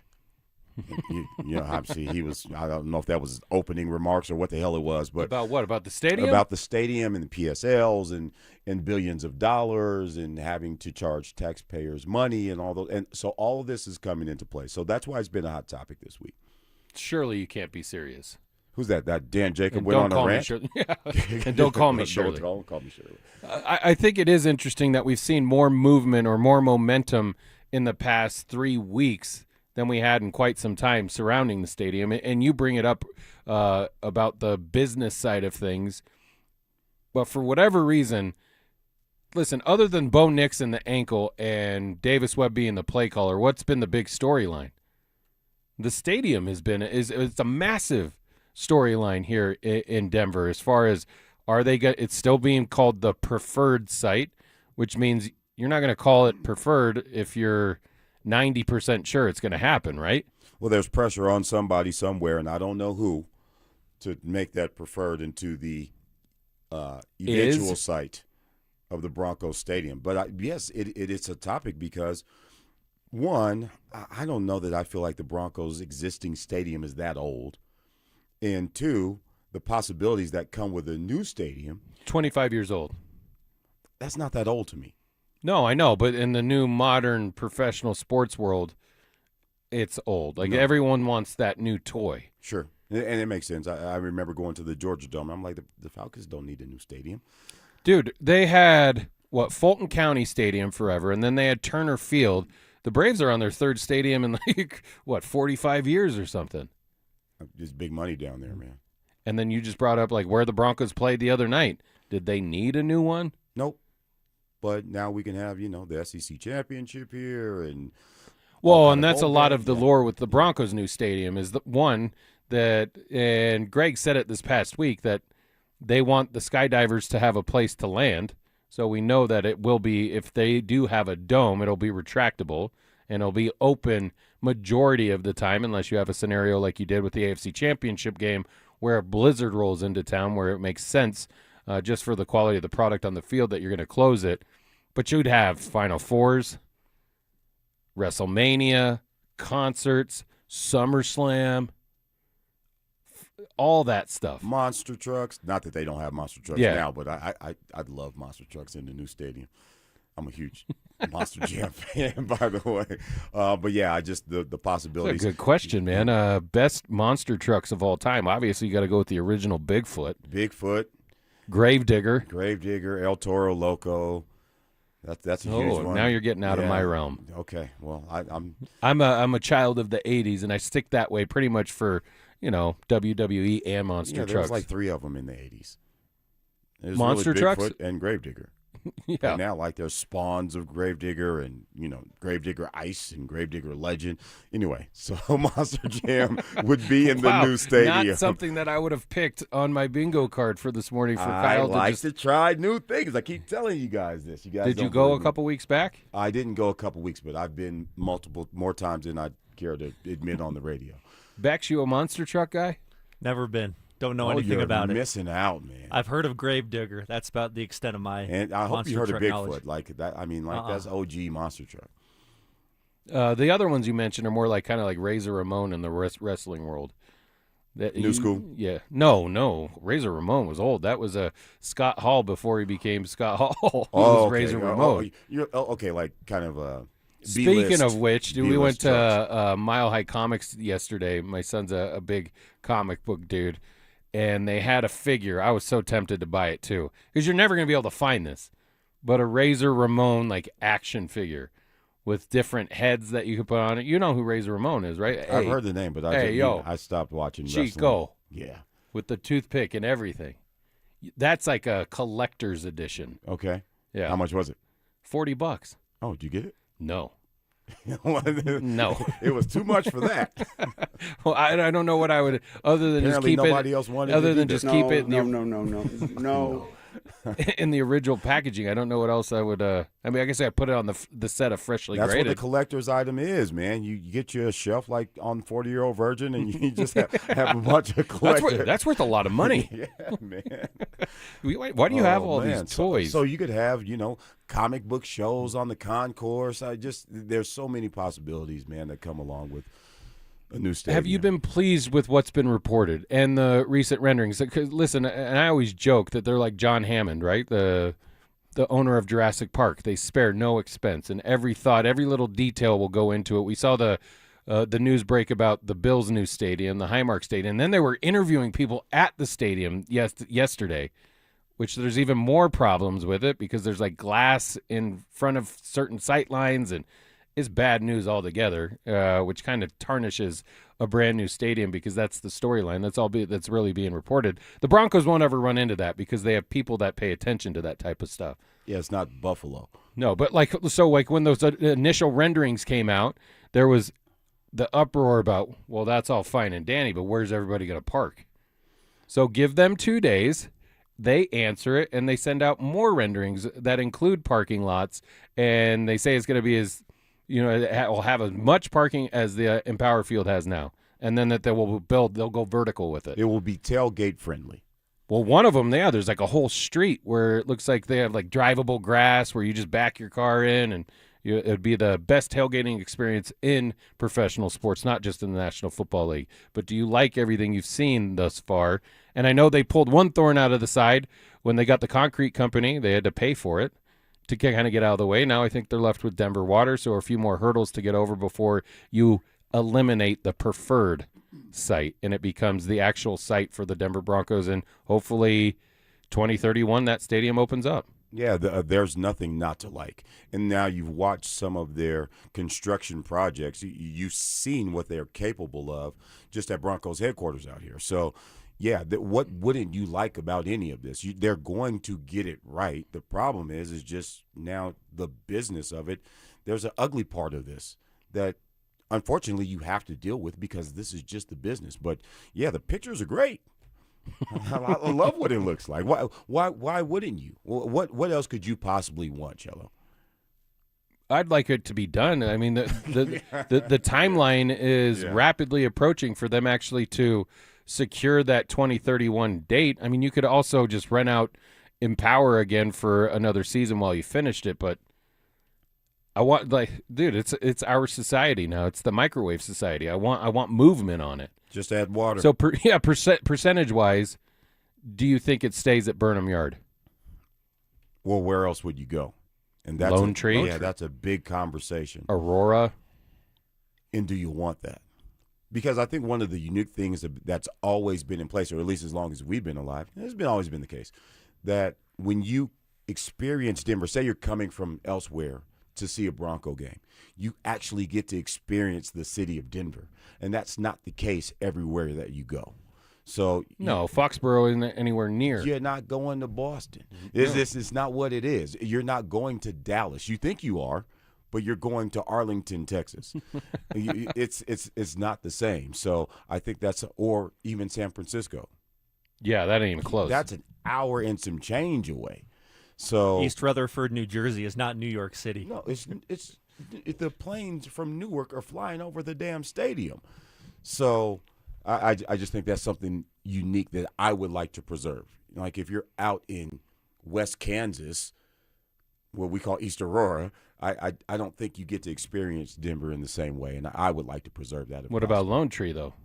That's not Denver. I know, but it's as far as like the yellow tape or red tape that you have to cut through, far less obstacles to get around. And if the Walton Penner Group wanted to, they could have just been like, this is the easier route. Now they, I think, believe like you that they want it to stay within the city because that means something. To go around the league, what teams actually have their stadiums right in the city? Oh, is man. it Philly? Yeah, Philly's right there. Detroit's right there. I haven't been to Detroit, but there are quite a few that are, I don't know if you would call them Oakland proper or what that used to be. The Rams, even though that, L.A. is just all spread out. Massive. Yeah. I don't even know what you're calling But L.A. it's in Inglewood, right? The SoFi? Yeah. Right by LAX. Yeah. Yeah, but, Inglewood and Fontana and all those things are connected, I think. There you go. I would say. Las Vegas, right there on the Strip. That means something. I think you have to do your best to preserve that if you possibly can. And I think they're aware of that because, yes, you probably would get less pushback if you move out to the burbs somewhere, and you probably get people that are like, yeah, come on. We'd love to have that operation out here. But I think initially Denver, a lot of people would have, problems with it if they did move it south, say Lone Tree type of deal. But most people would kind of come around to it. That's why I think you're seeing them being more vocal about the frustrations that they've had. Because I thought maybe they didn't – I think they probably knew it was going to be an arduous process, but I don't think that they knew it was going to be this detailed where it seems like they're constantly being thrown hurdles or they're moving the goalpost constantly for the Broncos, and they have the public support.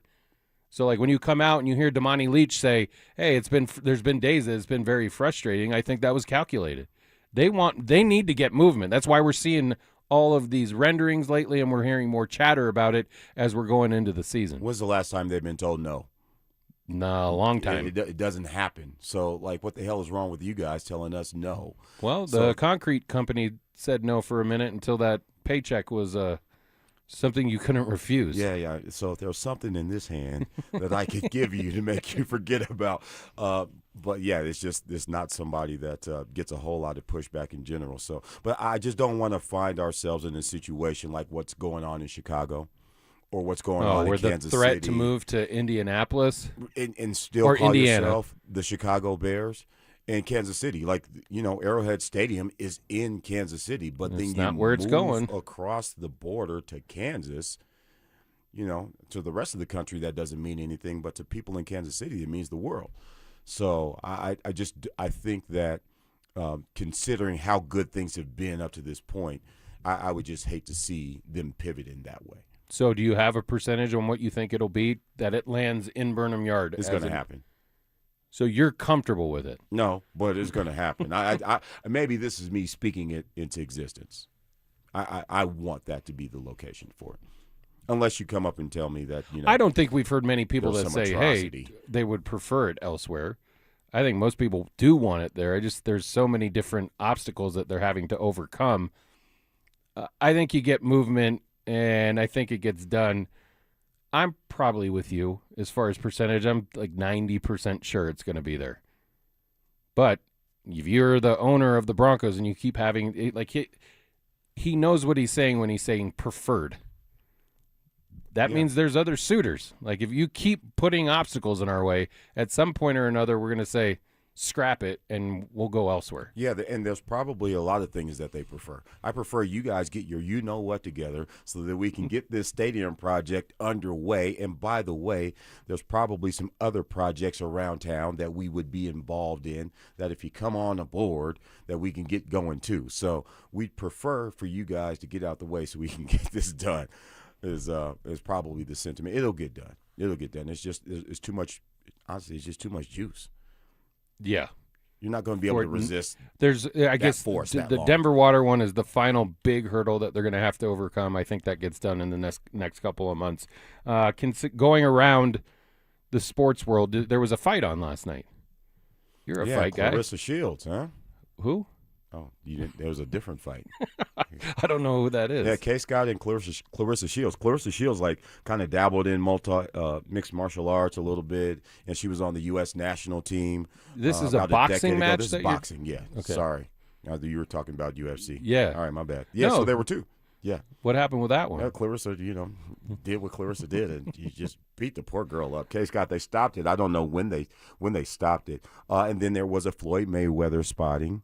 I don't know how he comes out the house, but he didn't look broke. So yeah, that happened. Tell me about UFC, because I was watching something else. I'm starting to wonder if UFC has kind of jumped the shark a little bit, because when I said fight, you brought up something that I had never heard of before in Clarissa Shields. You've never heard of her at all as a fighter? No. Okay. No. Right. I mean, I understand. It's not like women's boxing is all the rave. I get it. But yeah, tell me about UFC. But he's the Islam. What is this? How do you pronounce the last name? Bex Makachev. I don't know. Don't ask me. I saw an advertisement. He's the world champion, and he fought last night. And I watched it with my son, and it wasn't very entertaining. That's the problem with UFC, is that you can have a guy who's like a really solid fighter, and you have no idea who he is. But Conor McGregor comes back. You need that, though. The show. You need that, though. You got to have a star. As the face of an organization, you have to have somebody that has that kind of charisma, and that ability why I to worry that this thing might fizzle out. Do you feel like it's a diluted product because of that? Well, that's my point. Is it seems like it kind of jumped the shark. Unless you do have a star, someone that can kind of bring even like the casual fans in. I mean, it's more readily accessible now that it's on Paramount. You don't have to do the pay-per-view thing every time there's a big fight. But as far as like the product that you saw last night, I get he's a tech master, right? Like he knows how to do mixed martial arts, probably as good as anybody out there. But unless you're getting knockout opportunities or submission opportunities, it's kind of just ugh. Why were people drawn to this in the first? It's a blood sport. So if you get guys that go in and they're fighting a technical fight, I'm watching Clarissa Shields. I'm turning this thing. That's probably what I should have watched instead. It was mildly entertaining. Listen, forever we made the same complaints about Floyd Mayweather when he was at his height, because he's such a master technician of pugilism, as Lennox Lewis would say. I'm a pugilist specialist. But that was boring to watch, too. And who was the dude who retired last year? Crawford. Yeah, Bud. Yeah, Terrence Crawford. Yeah, and then Errol Spence just right? retired as well. Errol Spence was a more exciting fighter, but, the game caught up with him. He said, I'm done with this, man. If you were a fighter, which one would you be? Are you a technician, or are you there for the wows, the oohs and the ahs? I'm the one that's trying to survive, so I'm going to keep my feet moving and move around this ring and outlast I think I go for broke. I don't know that I'd have the patience or the discipline to just go through 12 rounds of just jab. Have you ever seen a boxing match live? No, it's one of my bucket list things. You got to I want to see like a championship fight, not just anyone. It doesn't matter. Really? It doesn't matter. You would change your mind if you saw a boxing match live. Change my mind how? About going for broke. Because going for broke wouldn't last long. Because you got to think about it, like the boxer's mentality. So we had a bunch of fights at our facility yesterday. And so a boxer's mentality is these are people who get into a fight 2 or 3 times a week on purpose. And so, like, they do it for what we call bread and meat. They're kicking each other's ass. So when you see somebody get punched on purpose, even when it's with gear on, you're like, this is a different breed of person. I'm not doing this. Not on purpose. Did you throw hands? Would I? No, have you? Oh, yeah, I mean, I grew up in Park Hill. You know what I mean? Like, we part of that fight game. Yeah. It was what? Debo wasn't rolling up on Kyle, dude. Well, I don't know. There's Pops be tripping. There's always somebody badder. There's always somebody bigger and badder. Oh, my dad always said that to me. Like, no matter how tough you think you are, there's somebody. Always somebody. And we see that certainly with the UFC, but I guess we're just a product of what we grew up watching and the Mike Tyson era of boxing, where it was like he went out and a lot of times within 31 seconds that fight was over. Yeah, he was badder. Until he didn't train, and he broke his back that one time. So anyway, I just think spinal. It's spinal. If it's not John Jones, if it's not Conor McGregor, who else would move the needle at this point? I guess you could say Patty. What's his name? Patty Pimblett. Patty the Batty. And then O'Malley. KG maybe. No, those fights. By the way, like I say, jump the shark. But when you went back to that 250 fight, that was why probably like when I heard there was a fight last night, I'm like, I want to watch it again because, dude, Justin Gaethje, the way that he won that fight on the White House front yard, like those fights were massively entertaining. But those are guys that are lower, like they're ranked in the UFC, but they're not the fight. They're not the champions. There's diehards tuning in for the fight. And then there's people that are tuning in for the gimmick. And I think that I'd love for the sport to be able to stand alone. Are you calling me a gimmick watcher? No. I think you actually wanted to see that fight. Yeah. Well, I was expecting more, I guess, is my point. Master technician, fine. But as far as give me blood. Give me the excitement, the entertainment. Yeah. I need that. Got to have that if it's the fight game. Yeah, it's changed. Otherwise, we're where we at with boxing right now. Give me names in boxing. Clarissa. Well, I mean, with Bud Bex, Crawford, did you know that name before he said it? No, but I don't follow UFC boxing like you guys do. I'm not really into it. I mean, Crawford. Well, I mean, you still got Gervonta Davis out there. You've got Shakur out there. So there's still a few young guys. There's a kid out of Cleveland that I believe Mason is his name, that a lot of people are paying attention to. But outside of that, it's not like when we grew up when it was Duran and Sugar Ray Leonard and Leonard Hagler. and Hearns and Hagler and Tight, and that we're not even talking about heavyweights. So it's definitely changed a lot. And I don't want to call it unwatchable, but it's not the sport that we grew up to love and that our dads threw fight parties for. It's just not the same. Not even close. Yeah. My dad used to be pissed when Mike Tyson would knock somebody out in 31. You remember like $45 for this fight? Just the social before you even sat down. Yes. Pizza just got out the oven and Mike Tyson fight was knocked over. This man out. He knocked Frank Bruno up. He knocked them all out. Knocked him up and then out. Oh man, get up! Hey man, get up! Well, and then like we didn't get to see it, but like the way Ali kind of changed the game. Yeah. And really brought boxing, like, back in the day, boxing was massive. And if you were a boxer and you were any good at all, people know who you were. When did it change? Wow. I want to say probably at the end of Lennox Lewis, Holyfield. That's when it really changed for me. Okay. Because then you didn't really have an American heavyweight that was dominant, right? Like, because for years, boxing was synonymous with the U.S. Yeah, I think when you started getting the Klitschko's being the world, Yep. heavyweight champions, that type of stuff, I think that's when it took the turn. And you didn't really have any big Americans, save for maybe like Deontay Wilder at the end. Yeah, but that felt like a gimmick too. I'd say when Oscar De La Hoya went down and Roy Jones Jr. went down. When Roy Jones started getting knocked out, you're like, hold on now, what the hell's going on here? And then he got knocked out again. And the whole Tarver thing back and forth, I think that's when people started to say, you know what, I think Does it ever make a comeback? No, we're overstimulated at this point. We've got too many other things. You think that's the reason, or just because there's a lack of star power? Or there's other avenues for these guys to go down rather than putting their face in front of a leather glove? Because that's like the American story, right? Like a lot of the guys that they came from, humble beings, right, to better themselves and better their lives and kind of correct their course. There's other avenues that you can go down now. Yeah, that's the Crawford story. I was a kid that liked to fight. I whooped everybody in the neighborhood, and they said you should fight, and he ended up being good at it. That's most boxers' story. So, yeah, it's changed a lot of lives, and I think there's always going to be boxing because there's always going to be that story. But as far as it being mainstream, pay-per-view, must-see TV. Fight parties, yeah. When's the last one you were at? Cormier and Teixeira. That was the last one. Glover Teixeira and Daniel Cormier. You host it, or did you just No, I went attend? to somebody else who liked UFC more than I did. Kick him a few bucks? Yeah, no. I think the last fight party that I think I even was at, and we hosted it, was this is how long ago this was. De La Hoya versus Mayweather. Oh, that was a really long time ago. Yes. God, he didn't leave her. Yeah.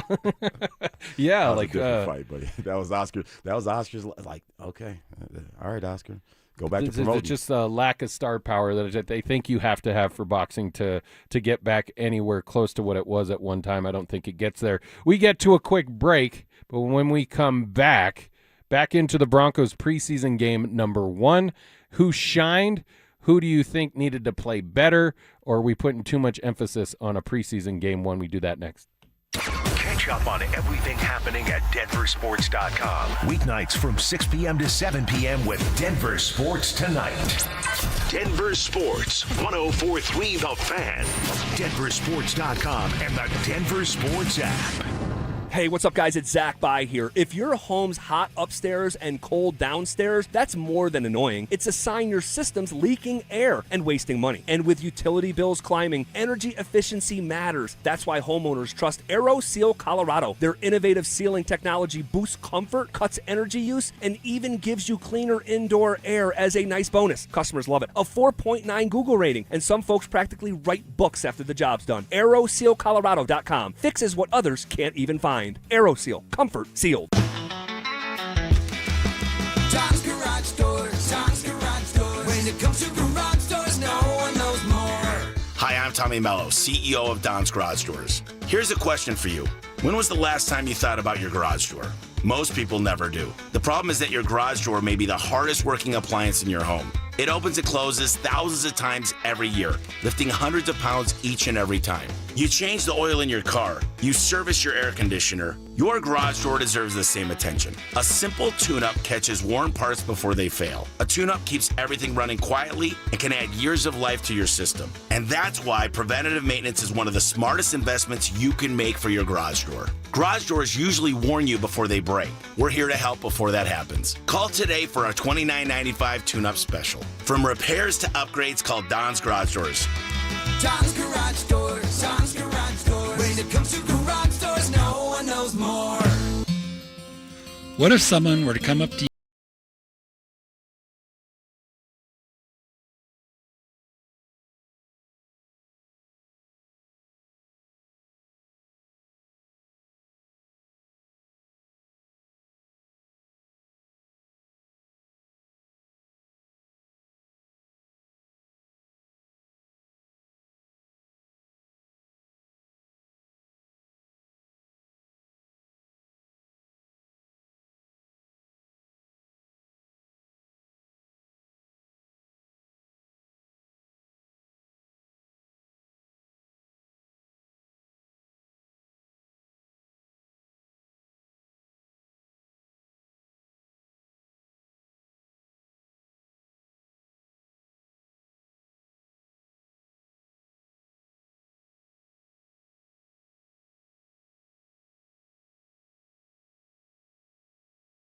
Colorado's Front Range for over a decade with products built for Colorado's ever-changing climate. Get windows, doors, and siding manufactured to last a lifetime, backed by strong warranties. Buy more, save more this August. When you mention you heard about Bluebird from me, Mike Evans, you'll save an additional 5%. With all the Bluebird days in Colorado, enjoy it while looking through beautiful, energy-efficient windows from Bluebird. Financing options available. Visit gobluebirdco.com. Bluebird Windows and Doors. Make today a Bluebird day. T-Mobile is launching something no other wireless network offers. Introducing nothing. Pay nothing today and walk out of the store with a new phone. What did he say? Nothing. You definitely said something about nothing. Exactly. Go to T-Mobile, pay nothing up front, and leave with a new phone. Wait, nothing rules. She gets it. Hey, thanks for nothing. For the first time ever, switch to T-Mobile, pay nothing. No taxes, no fees, no money down. And walk out with a new phone. There are 250 reasons to choose T-Mobile, and now nothing is holding you back. On eligible devices with qualifying credit plan and 36-month finance agreement. This is the story of the one. As a maintenance engineer at a beverage manufacturing plant, he starts his day knowing every line is ready to run because Grainger delivers the industrial-grade products he needs to keep mixers, conveyors, and packaging equipment moving. With Grainger's vast selection of bearings, belts, and motors, he keeps operations running smoothly, so nothing grinds to a halt. Call 1-800-GRAINGER, click Grainger.com, or just stop by. Grainger, for the ones who get it done. Denver Sports 104.3 The Fan presents Kyle Reese and Marcello Romano.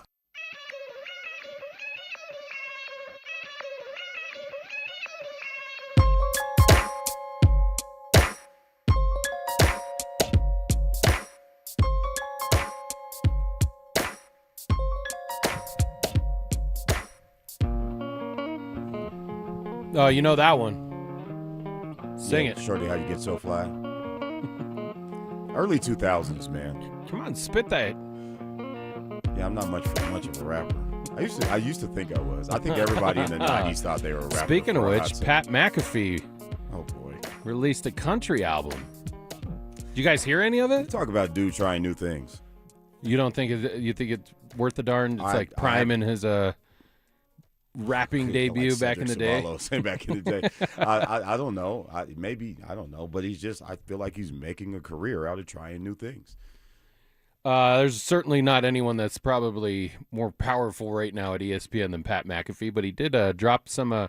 He always jokes on his show about country music, but from the little snippets I've heard, it wasn't that bad. Dude, if I can, you know who Jelly Roll is? Yeah, for sure. It sounded a little like Jelly Roll. The Diary of a Polarizing Figure, name of the album. It's too long. Why? The Diary of a Polarizing What was Figure? Dion's album? I don't even know the album. I just know the song. He had an album? Must be oh, yeah. You don't remember Dion's? Dion had an album. I think the best one of all time is Shaq Diesel. It was called Primetime. There you go. Somebody said it was okay for you to make 12 more of these songs. We don't need 12 more of these. Well, and in true Sanders fashion, Shador followed in suit. Oh, boy. He played it in the stadium. Legendary. Yeah, listen, if Pat McAfee wants to spend his spare time making records, and knock yourself out. So you said it was okay. You can. From what I heard, I didn't hear the whole album. Maybe Bex can get us a little taste of it. But, like, hey, if you have that passion, you have the talent to do it. We were talking about this the other day or yesterday. My wife and I and my brother and sister-in-law was like, I love when people say if anybody can do it, if I can do it, anybody can do it. Well, not really. Not when it comes to music. You can either sing or you can't. No. I believe it. I'm with your wife on that one. What, that anybody could do it? Yes. No, she didn't think that. Oh, you thought that. No. Because you have to have that. What's going on in your house? You have to, just work hard and you can do anything you want. Yeah, to a certain extent. But when it comes to music, you could work as hard as you want. We've seen American Idol plenty of times. There's people that put a lot of money into trying to be able to sing. If you can sing, you can sing. If you can't, no matter how much you work or lessons you take, you can't do it. Does the best singer always win American Idol? No. Okay, so that just tells me, like, it's a popularity contest. There's a whole lot of. Can you sing? No. But if you worked really hard at it, you could do it. Whatever, dude. I don't think so. Oh, man. And I think there's a lot of people that don't have a whole lot of talent that are singing. Like, Ja Rule is not a good singer. No, but he made a lot of money singing. He didn't sing. He rapped. Yeah, there's a difference. Eazy-E wasn't even supposed to be that guy. And couldn't rap on beat to save his life. No, but he was making fun of people in the studio. They said, "Why don't you try it?" And then he just had a knack for it. That and he paid for all the studio sessions. So, yeah, you get to pick the tune if you pay the piper, I think. I think rap's a little bit different. No. There's a lot of guys that don't have any talent rapping a lot right now. Yeah, but like Biggie could rap, but on one of his albums he tries to sing a little bit. There's a difference, massive difference, and I don't care how hard you work at it. I'm not trying to poo-poo like hard work pays off. It certainly does. I'm just saying, in music and maybe even like professional sports, most of us are told, no, you can't do it anymore. It's like, I don't care how hard you work or how much you want it to happen. Listen, man, I wanted to play baseball for a living. At one point or another, I just wasn't good enough to do it. Fair enough. There's going to be a lot of people on this Broncos roster that, that are good players, that are trying their damnedest, that aren't going to make the team too. So. And you think Jaleel McLaughlin's one of them? Hard worker, great story, and I just have a hard time seeing where he fits on this football team. Because what does he do that no one else can? Wow. That's the criteria for him to make the team? Yeah. Is that he has to have a skill set that nobody else can match? Limited action last year. So it's not like, hey, man, we want to see him in a new Davis-Webb system. So you're not chomping at the bit to see that. You've got a back that can catch the ball out of the backfield. Actually is really, really good at it. And then you've got your guys that you like between the tackles between Dobbins and Coleman. Would you disagree with that? No. Okay. Is he going to return kicks for you? No, because you've got a guy that's been to the Pro Bowl twice in Marvin Mims doing exactly that. So what does he do, Cello? I mean, we're in court now. What does he do? Just what does Objection, he do, Your Honor, Mr. leading the witness. Romano, that no one else can do? I always kind of envisioned Jaleel being more like I thought he was going to be utilized more like Darren Sproles was when he got to New Orleans. Okay, but that hasn't happened. No. Okay. But there's a lot of things So that how haven't long are you happened gonna wait under on this train to come to the station. Well, part of it is because Sean Payton, people would say he lost his fastball, whatever you want to describe it as. I don't think that's the case. But I think what we talked about earlier in the show, Kyle, about like having so much in your arsenal and then not being able to utilize all those different things. Like what we thought them being a guy like Evan Ingram was underutilized last year. Maybe Davis-Webb has a different vision. A guy who he made a play the other night, scored a touchdown in McLaughlin that I'm speaking of. I don't know. I guess there is the hurdle of you got three guys ahead of you for sure. But he's one of the ones in the running back room that actually looks different, right? You and I discussed it before. The stature of Dobbins, Coleman, Harvey, very similar. Skill sets somewhat similar. With the exception of R.J. Harvey and the way he was able to excel catching the ball out of the backfield last year. And then you can't turn the ball over. That didn't help. Mm-mm. I don't know, Alex. I don't want to make it sound like I'm saying he's not an NFL player. You might even be doing him a favor by allowing him to potentially make another roster. I just don't see – this team has improved so much.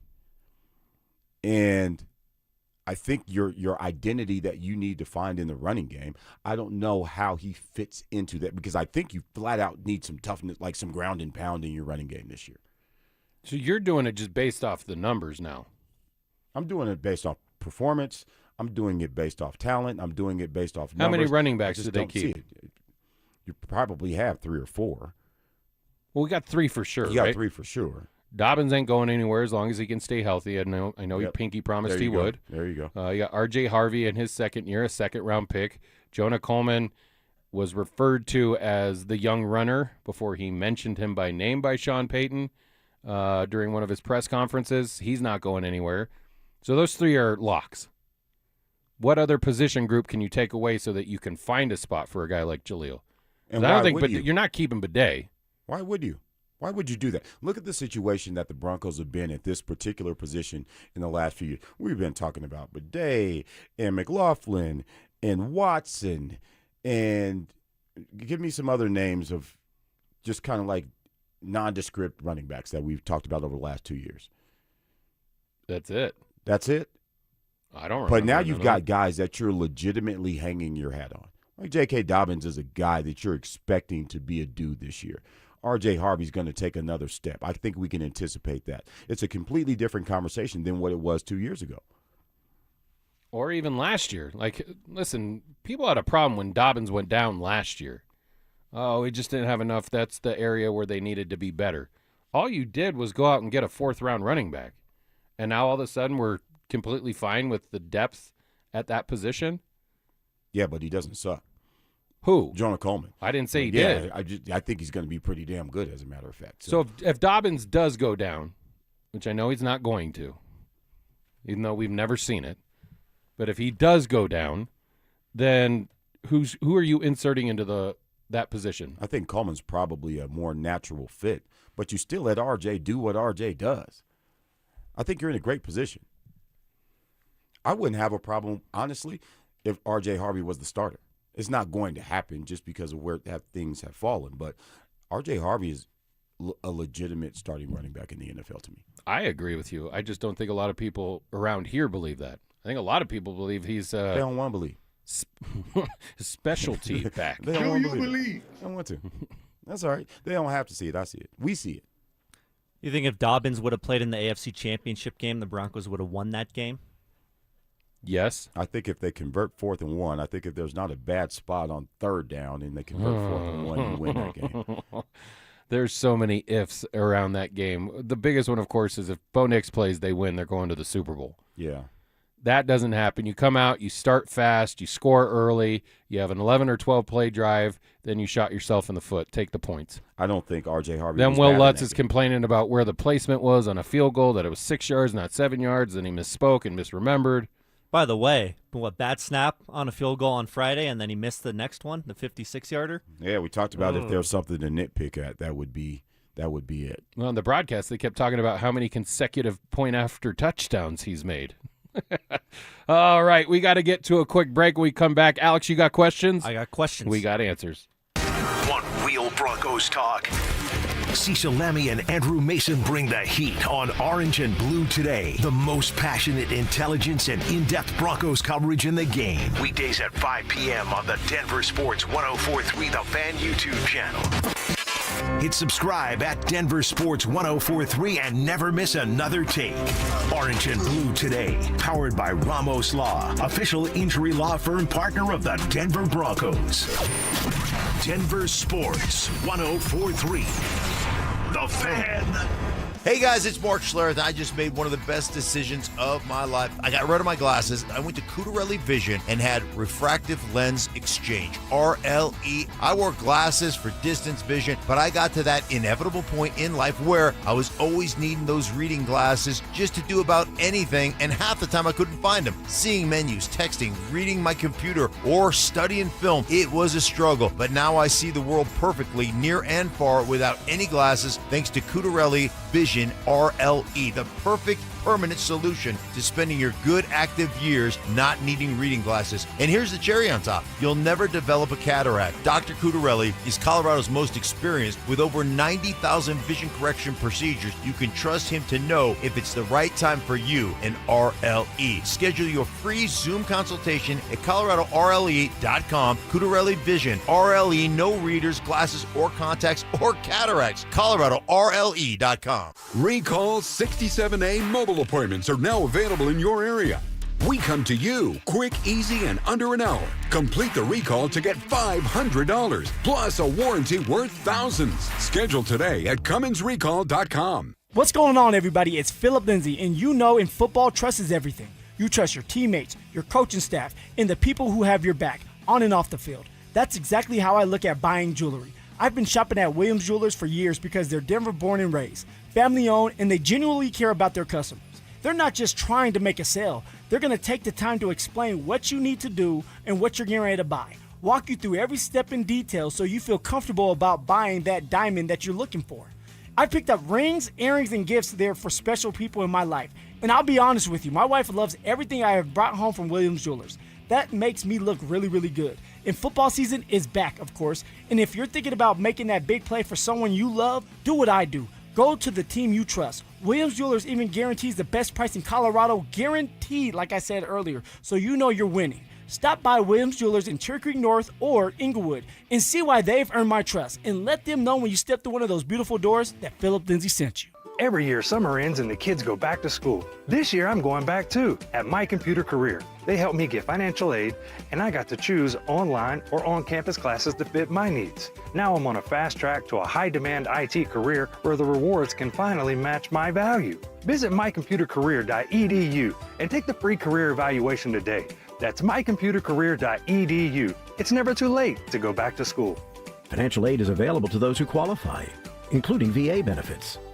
Sleep Number's new collections are designed to adapt to the changing nature of your life and your sleep needs. Whether it's the personalized comfort of the new Comfort Mode mattress, the targeted pressure relief of the Comfort Next mattress, or the Climate Collection that actively cools or warms to help you fall asleep and stay asleep. And now, get early access to our biggest sale of the year. Save 25% on the new Comfort Next Luxe for a limited time. Only at a Sleep Number store or sleepnumber.com. Colorado, it's time to take our recycling to the next level. That's why Recycle-On Colorado is bringing you more curbside and drop-off service from peaks to prairies. Guidelines as clear as our skies, so you know what goes where. And the price? As free as gawking at Bighorns on I-70. You deserve a recycling system you can count on, like your puffiest winter coat. And we're here to give it to you. Learn more at recycleon.org/Colorado. I'm Rob Wilhite of the Wilhite Law Firm. A lot of new firms aren't even from Colorado, but we are. For 47 years, we've known Colorado law, we've fought for our neighbors, and we won for our community. If you've been injured, call 303-GOOD-LAW. Denver Sports 104.3 The Fan presents Kyle Reese and Marcello Romano.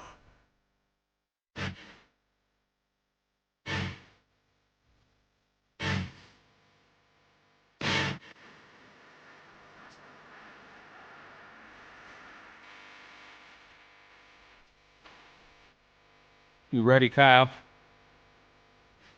Girl, are they singing or are they rapping? Ronnie was rapping, and Michael. Ricky was singing.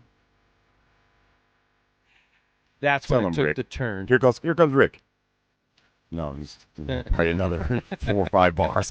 But yeah, no, Ricky was the only singer in Belle Biv DeVoe. This is him. There you go. That's Ricky. That's Ricky. All right, back in the time of the show where Alex Becker has questions and we try to provide some, riveting answers. Go ahead, Bex. All right, fellas, leading off today, NFL.com did their preseason power rankings. The Bills were at number 5, Eagles number 4, Seahawks number 3, the Broncos were at number 2, and the Rams coming in at number 1. The article said the Broncos return one of the most complete rosters in the NFL, and that the team who finished 14-3 last season should be even better this year. Although most books have the Broncos with the third best odds to win the division, would you put the Broncos at number 2 in your power rankings? Of the whole league? Yeah, or does it even matter? Wow. I don't think I'd put them as high as 2, but I said certainly earlier in the show, I think they're top 5 for sure, maybe 3 or 4. Is where I'd list them, but it is. Who's ahead of them for you? The Rams, the Eagles. Okay, Rams are 1. Who else you did like you say the was Eagles better? So they had the Bills at 5, Eagles at 4, Seahawks at 3. Yeah, I think that's fair. You don't think the Eagles have a talented roster? I think they have a talented roster. I don't like them at number 4. You put the Broncos ahead of them. I do put the Broncos ahead of them. Eagles, new play caller again. You lost A.J. Brown, like it or not, from an offense that stunk already last year. I mean, there were games where they put up like 10 points last year. What are we doing? They got a rookie receiver, first round. Yeah, that's cool. Lemon? Yeah. I know. That always works out, right? And Jalen Reagor, right? Yeah. Yeah. That was that same draft with Justin Jefferson, by the way. But we're talking like encompassing the whole football team, though, right? And defensively. Pretty good. Pretty good. Got a really good corner. Obviously, we know what their defensive line is. And then in the middle of it, they've been pretty good too. So, yeah. But, I mean, it takes all 3 phases, and I think they stink on offense. But what does it all mean, Basil? What does it all mean? Are the Broncos legitimately number 2? I'm with you, top 5. Now, if you want to shuffle the 5 however you want, I could live with that. But number 2, I think, while everybody's crying and screaming about how the Broncos are being disregarded and disrespected and dissed, just to flat out. Well, that's how this whole offseason has gone with these lists. They're either properly rated, underrated. They're never really overrated. And to Orlovsky's point earlier in the week, like they're the best team in the league that nobody's talking about. Well, and this list has the Patriots at 12. So, this is, the Super Bowl participant from the AFC, and you've got them out of the top 10. So I don't know what to make of all of this, because the next one will have the Patriots at 3. Find out. So who knows? But this is respect. You know what? Put some respect on it. All 3 of y'all, put some respect on the Broncos' name and put them at 2 in the NFL power. Does it matter? No, it doesn't, because Ultimately? nobody had the Patriots or the Seahawks in the top 5 last year. I think it was Schefter that said a couple weeks ago that for 26 straight years, there's been 4 teams every year that weren't in the postseason last year that will be in it this year. Does that trend stick? How many years? I think he said like 26 years in a row. Make it 27. Who are those teams that don't make it? Keep in mind, Baltimore didn't qualify for the postseason. Kansas City didn't qualify for the postseason. Cincinnati didn't qualify for the postseason. You would think probably 2 of those 3 teams are going to get in. Well, I'll tell you who's not. Who? Pittsburgh. Not getting in. No, probably not. And I could see Houston falling out of there, too. The last hurrah of Aaron Rodgers is just a dud. You can call it a hurrah if you want to. But this going to be we're ready for Aaron to go. He stayed about 2 years too long. He should have never played with them. Relax. But I could see the Steelers falling off.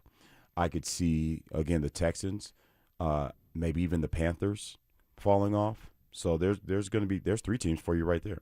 On both sides. Yep. All right, Bex, question 2.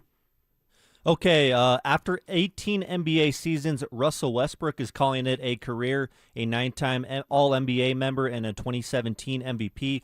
I'll always remember him as a great competitor. He had a relentless motor, 100 miles per hour at all times, but also sort of a complicated legacy. What are your thoughts on Westbrook's 18-year NBA career? I think he is cut from a very unique mold in where he is he's driven in a specific way. So like the Kobe Bryant Mamba mentality that Michael Jordan vilify your opponents. The only thing he didn't do that those guys did was, win championships a lot. But he was very much a I'm trying to win. He wasn't cut from this AAU, I'm playing with my buddies basketball era. That's not him, which I appreciated. Yeah, and I think you nailed it, Bex, as far as the motor that he played with. He was always entertaining to watch, hated playing against him for all those years as a member of the Thunder, and I know he kind of rounded off his career playing for multiple different franchises, but he's the one who brought the triple-double back, right? Averaged it for you, had an MVP. Like, before that, like, Oscar Robertson, that was when we were talking about triple-doubles, and now we know that, Nikola Jokic has been doing it too. But, dude, I always appreciated his level of intensity and just his ability to get to the cup was just unbelievable. How fast he was, how strong and explosive he was. And hated playing against him. Didn't mind it while he was here for the Nuggets. But yeah, dude, it's I appreciate the player. So I think you'll miss a guy like that. And I don't think he couldn't play anymore. He had opportunities. This was just a decision he made on his own that I'm done with the game. You play for the Kings, you'll quit too. Yeah, he said he had offers from the Kings and the Wizards. Yeah, I'm done. No thanks. Wizards might be. You're right there. They're up and coming. I mean, they got Trae Young, Anthony Davis. And the rookie from BYU. That's the one. We'll see. All right, Go ahead. yeah, I really, and he kept the Thunder afloat. Remember when KD left? How they didn't win a championship with those 3 players there. You're talking about 3 greats of all time. Chemistry, man. Now, I don't really like James Harden, but for him to be the third wheel with KD and Russell Westbrook. Coming off the bench. Dang. They know how to pick them. All right, final one here. Cleveland Browns, you guys mentioned it earlier, have an ongoing quarterback competition between Deshaun Watson and Shedeur Sanders. Yesterday in the Browns' first preseason game, Watson was the winner, Shedeur the loser. Shedeur threw an ugly interception on his 3rd and final drive. So if Shedeur Sanders loses the Browns quarterback competition, Do you think a trade would be on the table, considering Shedor's draft position and Cleveland really isn't committed to him? I think he could be on it for sure. I think you probably have to have other extenuating factors kind of play into it for him to be on that. Is there anyone that is universally disliked like Deshaun Watson, though? Like, even if you're a Browns fan, do you want him to win that job? And he's disliked for a lot of different reasons. He's disliked because he's not the player that he used to be. He's disliked because of the shenanigans. And then he's disliked because he's basically held the league at gunpoint for the last 4 or 5 years. And the Cleveland Browns completely screwed up the quarterback market. So nobody wants him to win, but Shedeur can't turn the ball over the way that he did. But I don't think that Shedeur hits the open market because Deshaun Watson's probably not going to play 17 games. He's not going to pinky promise you, and I don't think you'd want to pinky promise Deshaun Watson. You're going to need a backup in Cleveland. So I think you have to. Dylan Gabriel going to be the answer? I mean, what you saw last year out of Shedeur, were you encouraged by it? I think I might be wrong in that I thought he was going to be better than Cam Ward, and I don't think that's going to be the case. I thought he had flashes last year. Listen, I think for all the so did Cam Ward. Yeah, but he was the first overall pick. Am I right? We're talking about a 5th round selection. Yeah, but he only became a 5th round selection that Why? weekend. They were neck and neck, going into the draft. Like, this is a dude that fell from like 2 to 200 or something like that. Well, and the narrative could certainly change this next week because I think Shedeur gets the start this coming week, right? So he'll have that opportunity to go out there with the ones and perform, and we'll see if the debate continues.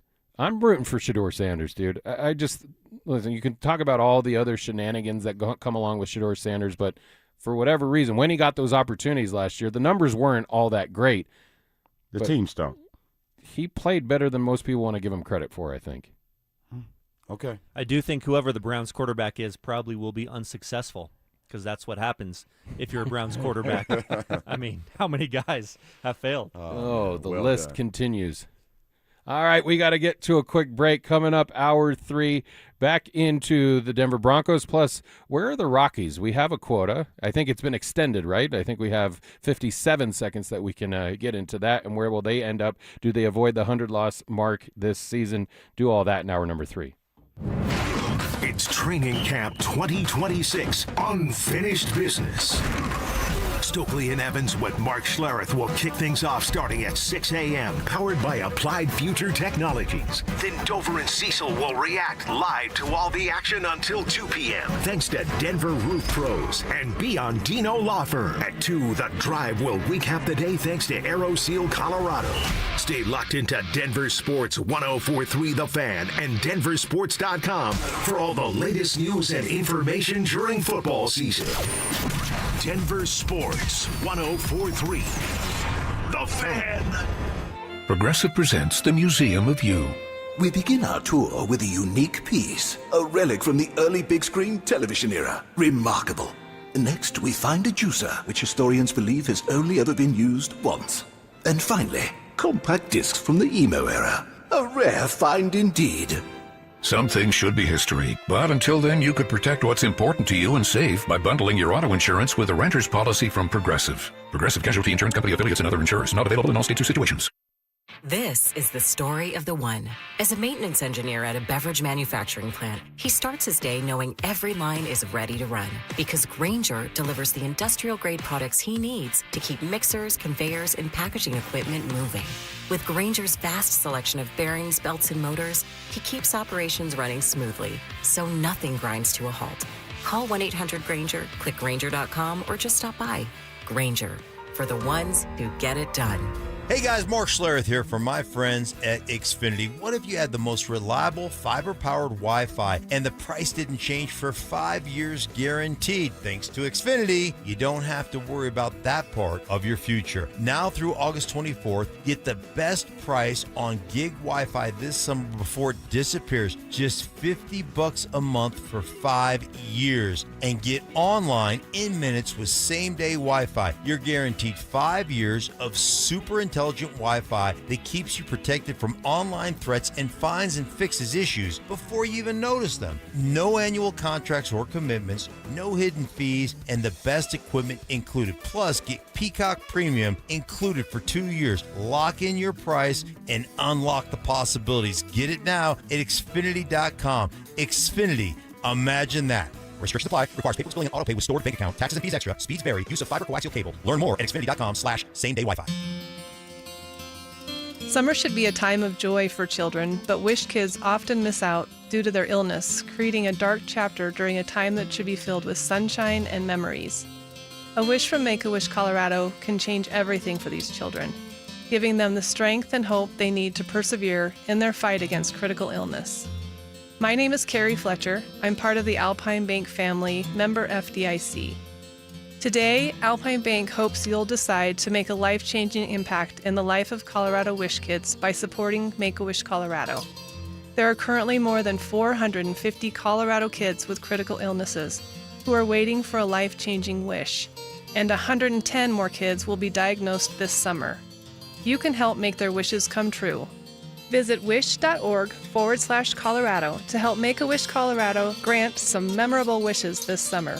QC Kinetics helps active people stay active. People like David Boardman, police officer, competitive athlete, and gym owner who trains hard almost every day. My body's taken a lot of abuse over the years. I've had multiple knee surgeries on both of my knees. I could barely run a mile prior to going to QC Kinetics. Doctors have all told me, hey, you are going to need knee replacements. But QC Kinetics gave David great news. We're going to give you the opportunity to have not one, but 2 healthy knees, and we don't have to cut you open. And after David's regenerative treatments at QC Kinetics, since I've gone to them, I run 20-30 miles a week. I really wouldn't be able to do that if it wasn't for QC Kinetics. From knee pain to Ironman training, it's a no-brainer. Now it's your turn. Call QC Kinetics to book your free consultation today. Call QC Kinetics 303-900-8986. That's 303-900-8986. 303-900-8986.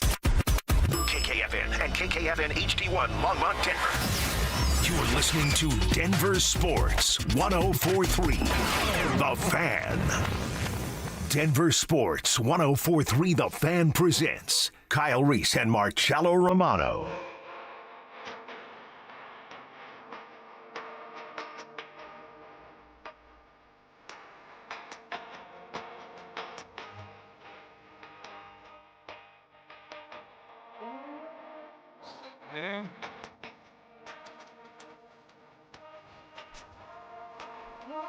Who is it, Kyle? I don't know, but again, I know the melody. You to have a guess? Yeah. You need to let it hit? No. It's about to hit. I still wouldn't know who it is. About to hit. No. Counting Crows. Where do they count? Crows. Yes, they're counting crows. Right? Yeah. Yeah. Why? Yeah, I guess it's a better question. I was thinking about that. If you had a band, what would you name it? Blind James? Blind James would be great. That'd be sick, huh? Yeah. Thank you for that. Yeah, you're welcome. Yeah. Blind James and the Midnight Runners. And the Midnight Runners. Can't see nothing. Just running. Well, if you put enough hard work into it, you can make that a reality. Oh, man. We had a little band. We used to get together when we played Guitar Hero. Remember when that was cool? Mm-hmm. Yeah, we used to hang out and do that. That's not really having a band, though. You kind of described it as if you guys were hanging out in the garage doing jam sessions. Playing Guitar Hero doesn't mean you're part of a band. Now, there was Band Hero, okay, which came with drums and a microphone and all of it. Yeah, I just had the guitar and the drums. That was it. And you were part of a band. I was part of a band. It's called a rock band, wasn't it? Rock band. Yeah. It wasn't Guitar Hero. Maybe it was. Hell, I don't know. But yeah, we used to do that. That's not jamming in a band. It's playing a video game, dude. It's not science. It's not. That's like saying because you play Madden that you're a professional football player, dude. Come on, man. You sure know how to let a guy down. All right. We only have a certain amount of time, so go ahead and hit the timer on this one there, Bex. But the Rockies are 49-74. Took a series against the Diamondbacks, was that? Yeah. This past week, and got the first one against the Giants. Brought up Zach Veen. There you go. Yeah. 2 home runs in consecutive games. There you go. That's a great story for him, by the way, to get another opportunity. He's been tearing it up in AAA, and then to have a little success at the major league level, because his first stint certainly wasn't anything to write home about, but he dealt with like substance abuse issues and all that stuff. Seems like he's got that cleared away and is on the right path. They got to get to 63 to avoid the 100-loss mark. That means out of 39 remaining games, you got to go 14-25. Do they get it done, Kyle? It feels a lot more doable now than it did last week. Really?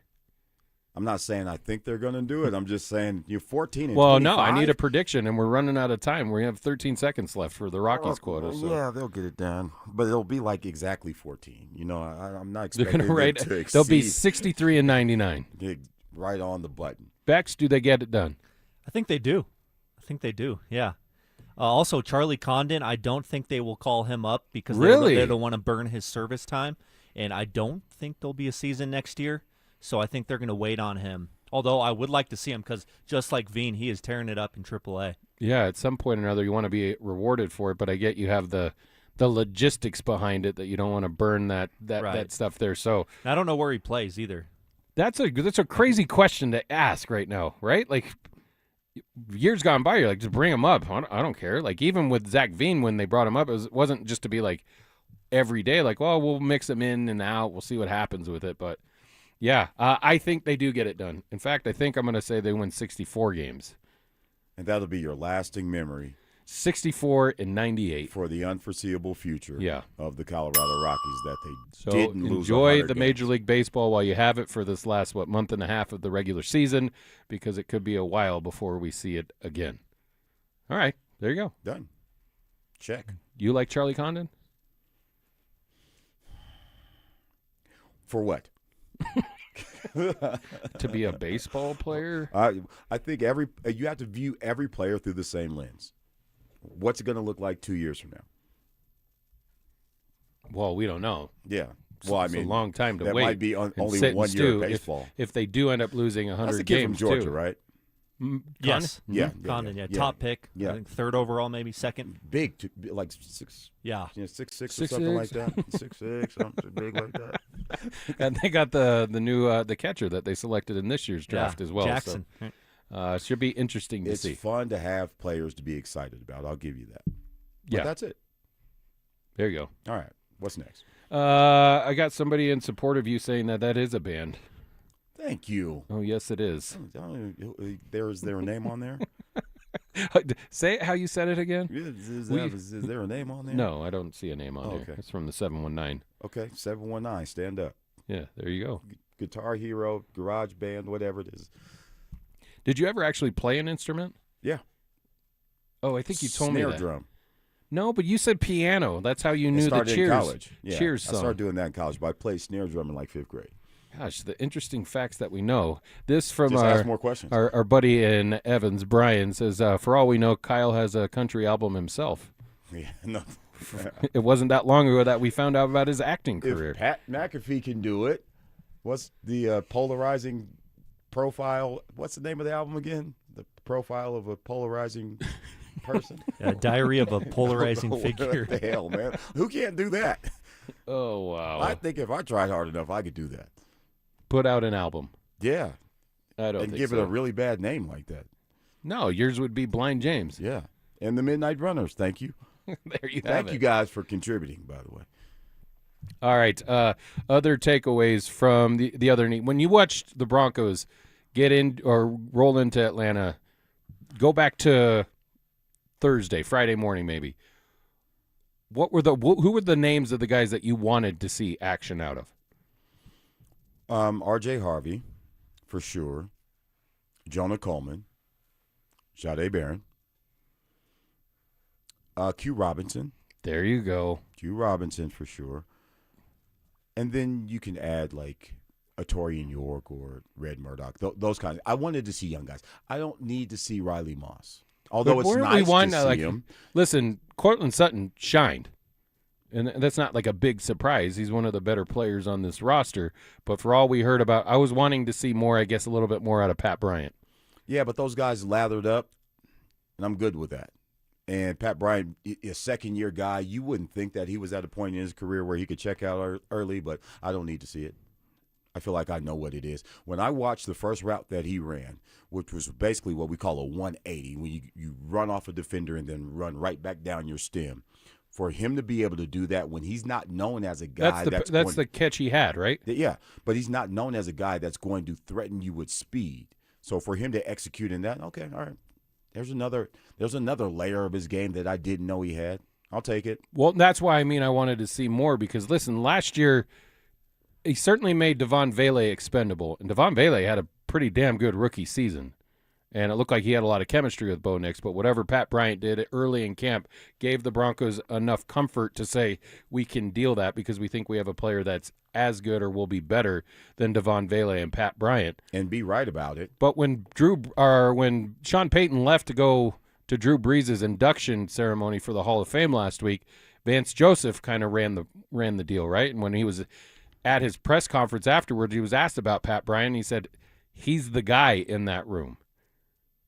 Amongst other guys. Not Waddle, not Sutton, not Franklin. I mean, he did give them their flowers as well, but he said he's the guy. He can do everything. He can block. He can get vertical. He's reliable. He doesn't drop the ball. And what we've heard out of Sean Payton and Davis Webb is that his feet are on the ground when he catches the ball. I've heard this like 3 times now in the past week. Like, he doesn't slow down.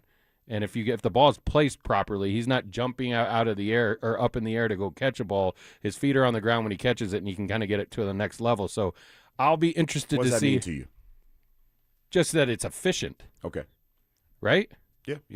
That's a good word. I like it. What does it mean to you? No, I love the word. I mean, you're a coach. So, like, when they say that type of stuff, you're looking at athletes differently now, and it looks like the way the Broncos break down players now is, like, crazy to me. Those little details like that. Like, well, I would have never thought about that prior to them saying it. Yeah. Well, I mean, for a guy who doesn't have, like, breakaway speed, prototypical speed, the fact that he keeps his feet on the ground means he's running through the throw, and it means he's confident in his hands. You see guys jump when they're kind of, they're not confident in catching the football. Well, he doesn't have to do that because he's going to catch the ball. So there's a lot to Who like are about players in the past that have played like that? What, to jump to catch the ball? No, not that way. The other way, the more efficient way. Oh, I mean, Jerry Rice was an incredibly efficient receiver. Well, yeah, because he wasn't the fastest guy either. Yeah, but the 4.65 is still moving. You know what I mean? He wasn't slow. He wasn't slow, but, if you talk to, like, guys like Bill Polian, he said 4.51 is the cutoff for receivers. So, yeah, considering that, he was slow. Anquan Bolden was a 4.65 guy. He was an efficient receiver. So, yeah, those guys that can do that know themselves. Know thyself, Cello. If you know that you're not that guy, but you know how to get open. Allow myself to introduce myself. All right, Kay Adams was in town. I feel like she's always in town. Well, if you want to get answers out of this organization and this head coach, you welcome Kay Adams because she's the truth serum. And Diana can't do it anymore. I'm just saying, like that. Like, she probably had, a pretty good press pass, better than you and me for damn sure. Think? That press pass got her onto a boat with a coach. Just gonna leave it there. Yeah. So Kay Adams was in town, and listen, over the past couple of years, we know Sean Payton has a good relationship with Kay Adams, and she can get a lot of answers that we typically don't get in the local media from his time when he was on the Fox set. But she asked him a couple of questions, obviously about Bo Nix and the ankle, but we were just talking about Pat Bryant, and she brought it up to him, like, this guy, how are you going to keep him off the field? And Sean Payton goes, we're not. We're not going to keep him off the field. We're going to keep him on the field. And the camp that he's had, that's why I was like, I thought the numbers would have been different. If you would have projected it on Friday, I'd have said that Pat Bryant was going to have the numbers that Cortland Sutton had. I didn't even know if Cortland Sutton was going to play. You know what I mean? He hadn't been practicing. Right. I mean, he had those 3 vet days in a row saying he's a good soldier, that the organization is kind of leading that charge as far as we want you to be at top level when it matters the most, and hopefully for the Broncos, that's January into February. And I'm fine with that, by the way. I mean, practice what? who's been in the league almost 10 years. So we know what it is. But for him to come out the other night and not only catch the ball, but catch it in an acrobatic way down the field, that's what you need to see. All right, go back, have your hot dog, and watch the rest of the game.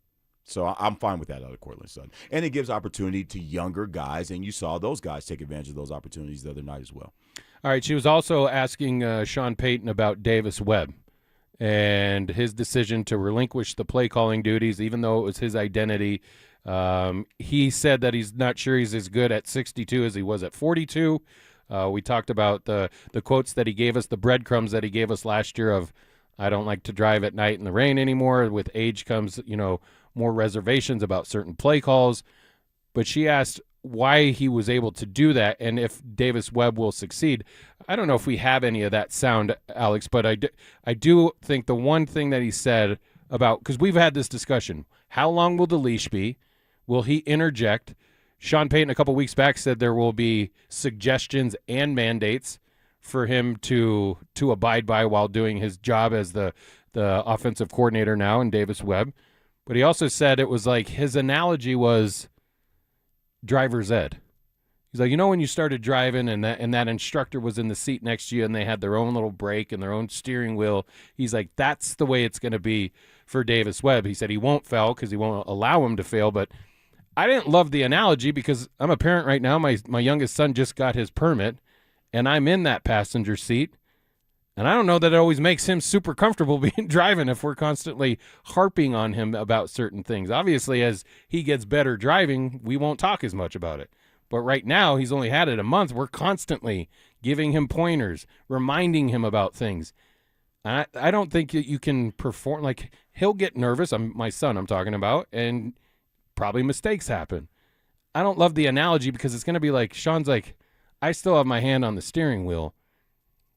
You either do it the way I want you to do it, or we can park the car and I'll get back into the driver's seat. Well, yeah. I mean, you get nervous too, don't you? Yeah. That's why you're talking so damn much. And I'm pretty sure your son is like, listen, man, Dad, at some point I got this. And at some point you do have to take the training wheels off. At some point you do have to let Davis Webb make his own mistakes because you were allowed to do that. So, yeah, it is going to be interesting. Just when he starts pumping the brake on the other side. That's what I mean. When does he just become a passenger? Listen, I'm not just a passenger right now when my kid's driving. Yeah. You're an active participant. Yeah, but are you riding? Obviously, you don't have a brake, but no, don't ride the brake. Right. You know what I mean? Just pump it when needed. But with it being a new situation, he's going to be like we are. Or tell him, hey man, I'm getting ready to hit this brake on you. Yeah. Yes. Help him out, right? Let him know that things are ahead of him. But I think Sean Payton can do that. You think he has that discipline? Because this wasn't Webb's idea. You think Davis Webb walked into Sean Payton's office and said, No. Why don't you let me call the plays? Not by any means at all. I mean, I think he knows who the boss is still. Yeah. For sure. But Sean's perception of his analogy there is just, that's him. Like, I'm comfortable being in the passenger seat as long as I still have a brake and I have a wheel. Right? But Davis Webb's perception is probably like, yo. It's kind of like both of ours. Leave me alone. Let me go. It might not be, though. I'm sure it's welcome, and honestly, because Davis Webb's not even 30 yet, is he? No. So for him to have that person co-piloting the operation. So you're thinking it's like, that, my kid's like, I'm glad my dad's sitting in the front seat. I'm glad my mom's sitting in the front seat. Yeah, but it's not like dad. It's like uncle. Uncle's cooler than dad. When you had your instructor, were you comfort? I aced everything. Oh, sorry. Yeah. So you didn't have any discomfort? Even when you had to go take your driving test and they had their little clipboard out. No issues. That's one thing I wasn't nervous about. Not at all.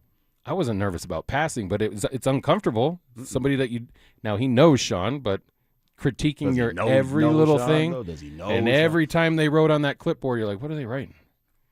What did I do wrong? What are you doing in there? Never know what she's doing back there. The meatloaf.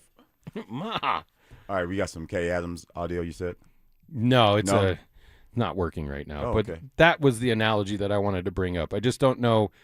it's going to be a topic of conversation all year long, and it certainly will be if it doesn't start off fast or smooth, which we all know there's going to be bumps in the road. It's not going to.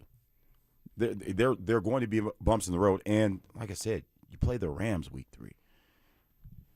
That's week 3. Who do you got week 1 and 2? And Jacksonville's no slouch on defense. Now, I know they lost Lloyd, but, they were pretty good last year. And then you've got San Francisco week 4, and that's probably going to be Warner and Bosa back again. So you got to deal with that. The Chargers were really good on defense last year. So I think that Sean Payton wouldn't if he jumped in and took the reins back in that span of time, those first 6 weeks, it would be really unfair to Davis Webb. Well, because then you're messing with his schedule. You knew what was going on. Well, they didn't know it when they made the decision. It was going to be. You knew who your opponents were. That's fair, but it was going to be tough for Sean. Yeah, first time guy calling offense against doggone Myles Garrett. Well, and you're also talking about a guy that had gained interest around the league to become a head coach. Right? Davis Webb was getting opportunities to interview for head coaching jobs just coming off of a couple years as a quarterbacks coach because of what he was able to accomplish with Bo Nix in his first couple seasons. So that would be a detriment to him, not only on this staff, but his future. But you know what? I bet he's glad he didn't get it. Glad he didn't get what a head coaching job? I didn't get the first job I interviewed for, and then 2 months later, I'm like, I'm glad I didn't get that job. Well, by the end of it, he was pulling his name out of consideration. Yeah, I'm not ready for that. Well, and it's smart too. I mean, look at Ben Johnson. He had opportunities well before he got the Chicago opportunity. Yeah, let me go where there's a quarterback. Let me go where I have a chance to succeed. Yeah, that type of stuff. So it will be. You're worried about this. You really are worried about this. I'm not really, because for some reason, listen, the way they keep playing it out is it would have to be it would be alarmingly bad for him to step in, I think. You don't make a decision like this lightly. When this has been your identity all along, is that's what I do. A lot of thought had to go into this. It wasn't willy-nilly, hey, I'm just going to let it see how it plays out. We're not talking about Sean. We're talking about, you likened yourself to Sean Payton. I'm in the passenger seat. I'm giving instructions. I'm just saying, dude. You're worried. This Davis Webb. No, it doesn't get me up. But Davis Webb, listen, he's going to be feeling especially early, am I being judged on everything? And maybe that gets, answered in the preseason. Well, I can guarantee he's up at night, and for a couple different reasons. One, this is a team with a ton of potential. NFL.com just put him at number 2 in the league. Mm-hmm. Okay, so you don't want to wreck that Ferrari, for one.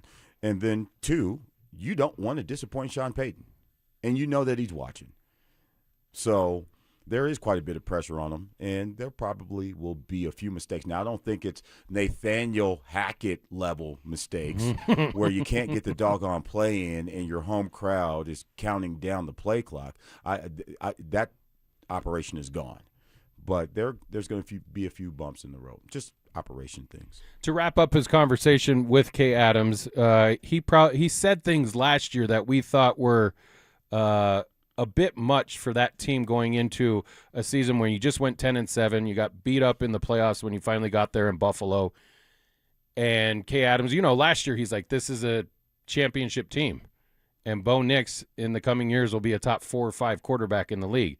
We thought it was kind of unnecessary and premature to put that kind of pressure on his team last year, but he looked prophetic in doing so. They end up going 14-3, and without the loss of Bo Nix, you're probably playing in the Super Bowl and have a decent chance to win it. But he told Kay Adams that, yes, he believed that was a championship team and that this one is too, and they're even better. Now, the record may not end up the same. You might have a few more losses, notched underneath your belt there because of the schedule that you're going up against. But do you think this team is that much better? There's a couple people you don't bet against. Patrick Mahomes, probably going to lose. Tom Brady, you're probably going to lose. I'm learning that Sean Payton is one of those people because there's not many things that he's been wrong about since he walked into town. And so if he's telling – and we kind of looked at him out the corner of our eye last year when he said this is a team that can win the Super Bowl. Yeah. And then they just proceeded to win and win. I think they got to 11 games in a row last year that they won. You're like, okay, all right, here we go. Sean was right again. It doesn't feel good to say Sean was right again, but he was. So if he tells me that this is a team that can win a Super Bowl, having won a Super Bowl, having been one defensive pass interference, no call away from another Super Bowl. You mean appearance. Appearance, and then, an injured quarterback away from another appearance here in year 3. I got to trust what Sean says. You're not even mentioning the Minneapolis Miracle.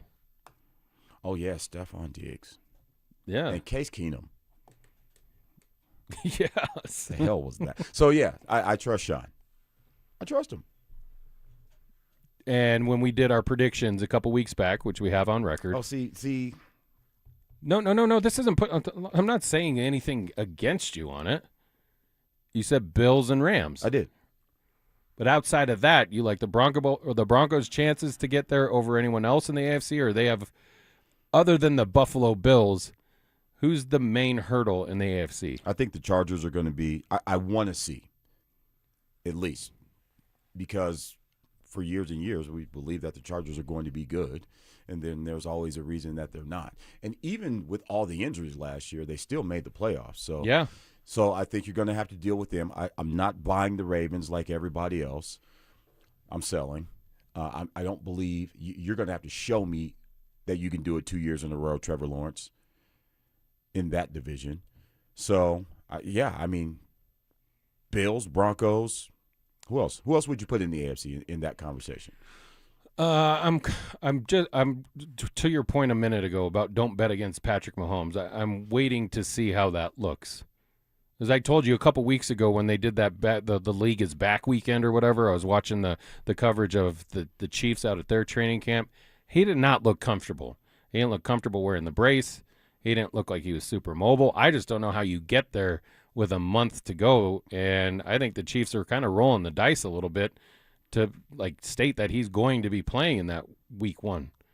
9 months to the day after tearing his ACL. Yeah, well, the dynasty is on the line.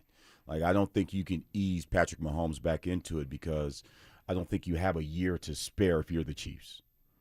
Travis Kelce should have been gone. He should have retired a couple years ago. Well, that's what's being reported but now, too. They were chasing 3. Yeah. And that's why he came back. And then the way that they lost, I think he wanted to come back for sure as well. Andy Reid. How long are you going to do this for? So I think the dynasty is at stake here. You said dynasty twice in the last 30 seconds, but when we come back, I want to know if the Broncos are approaching that. Could this be the start of a dynastic run in Denver? Coming up next. Stay up to date on the Broncos with our 9 News Broncos insider Mike Kliss. Presented by Fitness Gallery and Monarch Construction and Roofing. Hear the latest from every practice and every game every single week during football season. Denver Sports 104.3. The Fan. Hey guys, boy Stink here today about my long-term buddy Troy Hansford. And if you're thinking about selling your house for any reason, now might be the time to sell, still get top dollar. Believe it or not, my guy Troy is still offering his $5,000 guarantee. What is it, you ask? Well, if he can't sell your house at your price on your timeline that you agree upon beforehand, bam, going to cut you a check for $5,000. Who else makes the offer? Nobody I've ever heard of. And he makes that offer because he continues to spend a ton of money marketing his listings, has about 100 families approved and ready to buy right now. And if for any reason you need to sell right away, Troy can buy your house, all cash, and he can close in as little as 7 days. You have a house to sell, Troy probably has that perfect buyer for you right now, waiting for you to pick up the phone and to call him. Call Troy, get your home sold for the most money. That's 720-900-4433, 720-900-4433. Troy Hansford of RE/MAX Professionals, a Colorado licensed broker. Some restrictions do apply. If you want to sell your house? Then call my buddy Troy, 720-900-4433. You've probably heard all those ads for life insurance. Just a few dollars a day, apply online in minutes, no medical exam. Simple, easy, and cheap, right? Now you're thinking, maybe I should get a quote. Well, smart thinking. Everyone should have life insurance. But here's what they don't tell you. Those few dollars a day rates, they're for young people in perfect health. That's why everyone calls Big Lou the 50 to 60-year-old not-so-perfect candidate. Like you. You take prescription meds, and you're overweight. Winner, winner, fried chicken dinner.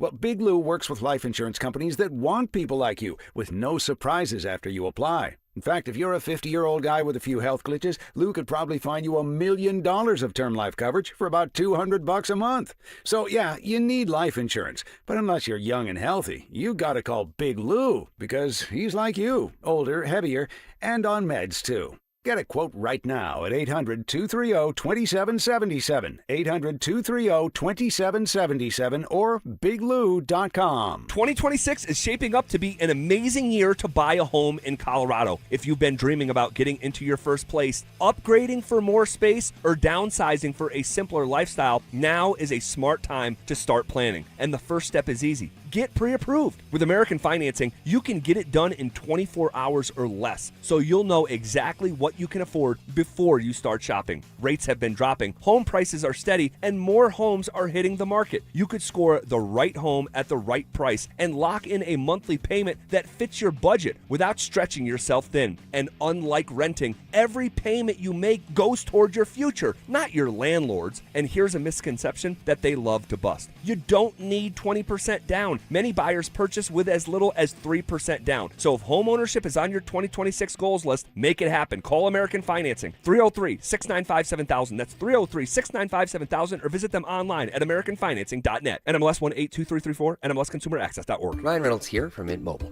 With the price of just about everything going up, we thought we'd bring our prices down. So to help us, we brought in a reverse auctioneer, which is apparently a thing.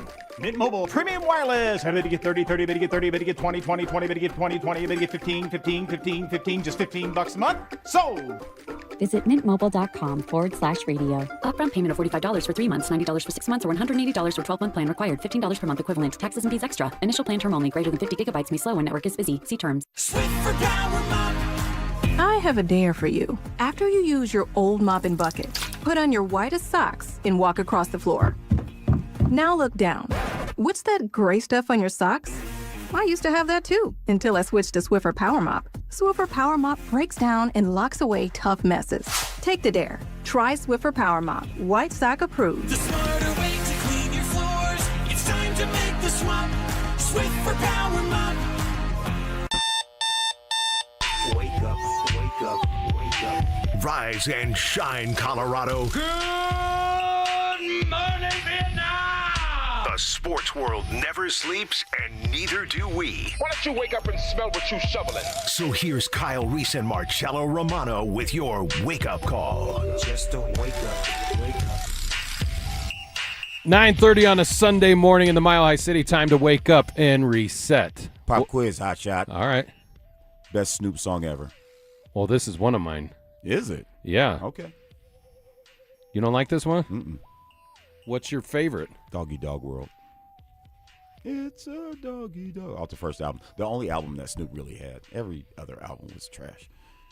Well, I don't know if I agree with that. Yeah, he didn't have any good. The first one is the only one. Doggy Style? Yeah. There's a lot on that one. Yeah. Doggy Dog World. Gin and Juice. Good song. What's my name? Yo, gotcha. Yeah, no doubt. All right, 9:30, we wake up and reset. Our question of the day: what is something that, if it doesn't work, is extremely frustrating? Our producer is dealing with that right now as his computer is laying an egg. My suggestions, and the reason I brought it up, is the garage door. Now, that goes back, all right? So sometimes the clicker just isn't making it work, and you sit there and you hit it multiple times. It's ridiculous, the things that we do that actually matter. Like the remote controls, like, let me rub the batteries and that'll give them more juice, even though you just need to replace the batteries. For me, with the garage door, like if I hit it and it doesn't go, I'll back up like 5 feet, and then I'll try it again. Then I'll back up another 5 feet. Then I'll move forward if I have to. Eventually, it closes. Years ago, my garage door broke.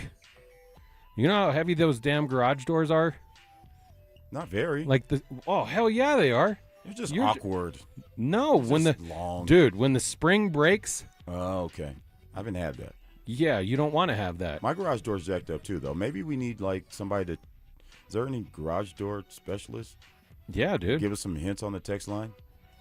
How to work your remote? Like you're complaining about a remote, though. I'm just saying things that when they don't work. Is it like when it rains, or is it just on Tuesdays? The garage door? No, it could be any day. Okay, I'm just making sure. Years ago, the spring broke, and I think I was going to an interview or something, Something you couldn't be late Luckily, to. I didn't have the truck then. I had like an Altima. I had to lift the door, which was no small feat, and it's only because I'm superhuman was I able to lift it. But then I got like a 4x4 to hold it. Like, those things are super dangerous. I'm not kidding here. Like, you think just because you have that spring that the door's light. Those things are extremely heavy.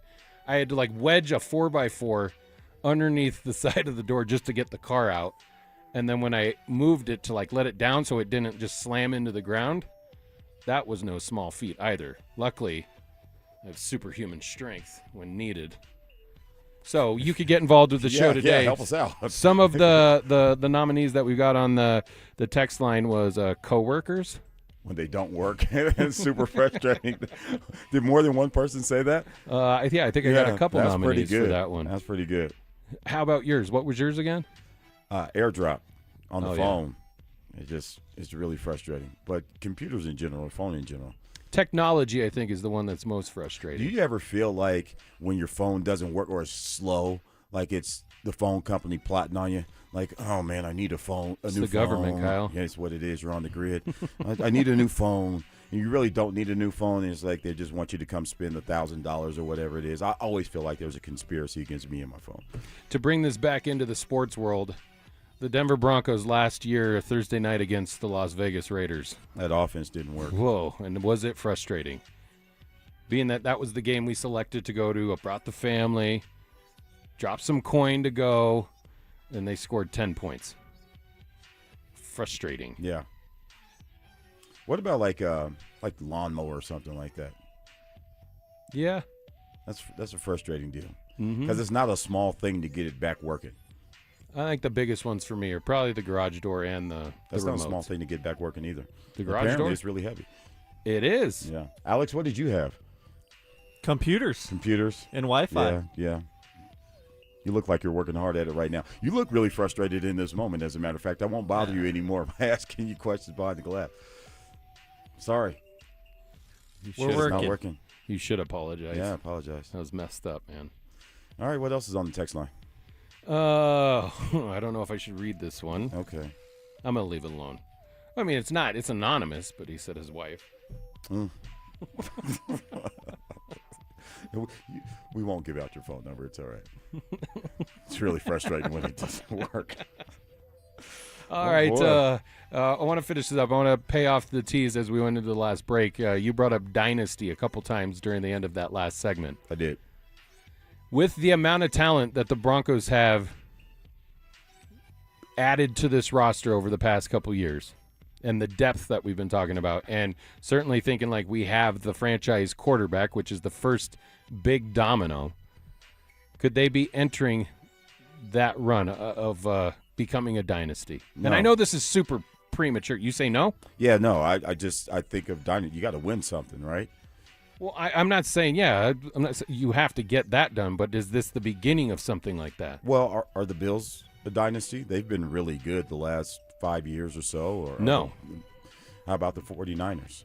You know, they almost won twice. Should have won twice. Yeah. No. But no. So the Bills one I get because man, you have I'm in Josh the Allen. Passenger seat. I'm pumping the brakes on you. Okay. Brock Purdy. But the reason I asked the question, because the most recent dynasties that we've seen in the National Football League, you would say probably the Patriots and the Chiefs, right? Chiefs. And what did they do? Both of them. It's a pop quiz, and I don't get it. They won a Super Bowl early. Tom Brady won it in his second year. Sure. Patrick Mahomes won it, I think, in his third year, right? He didn't start the first year. I saw the game where he got his opportunity against our very own Paxton Lynch. Talking about a barn burner. Feels like a lifetime ago. Where Aqib Talib was like, dude, this dude's going to be a player. I want to say it was his third year, his second year starting, that Patrick Mahomes won a Super Bowl. So both of them happened early. That's why I asked the question. Now, you could say that it's blasphemy to even talk about it, but if you wanted to get into that realm, you have to win one early before Bo Nix gets that big payday, right?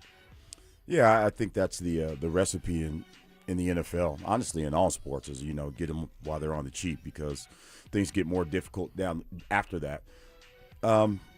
Yeah, if you're going to start your dynasty, this would be a great time to do it. To answer your question, yeah, Cello, this would be a great time. Do they have all the ingredients?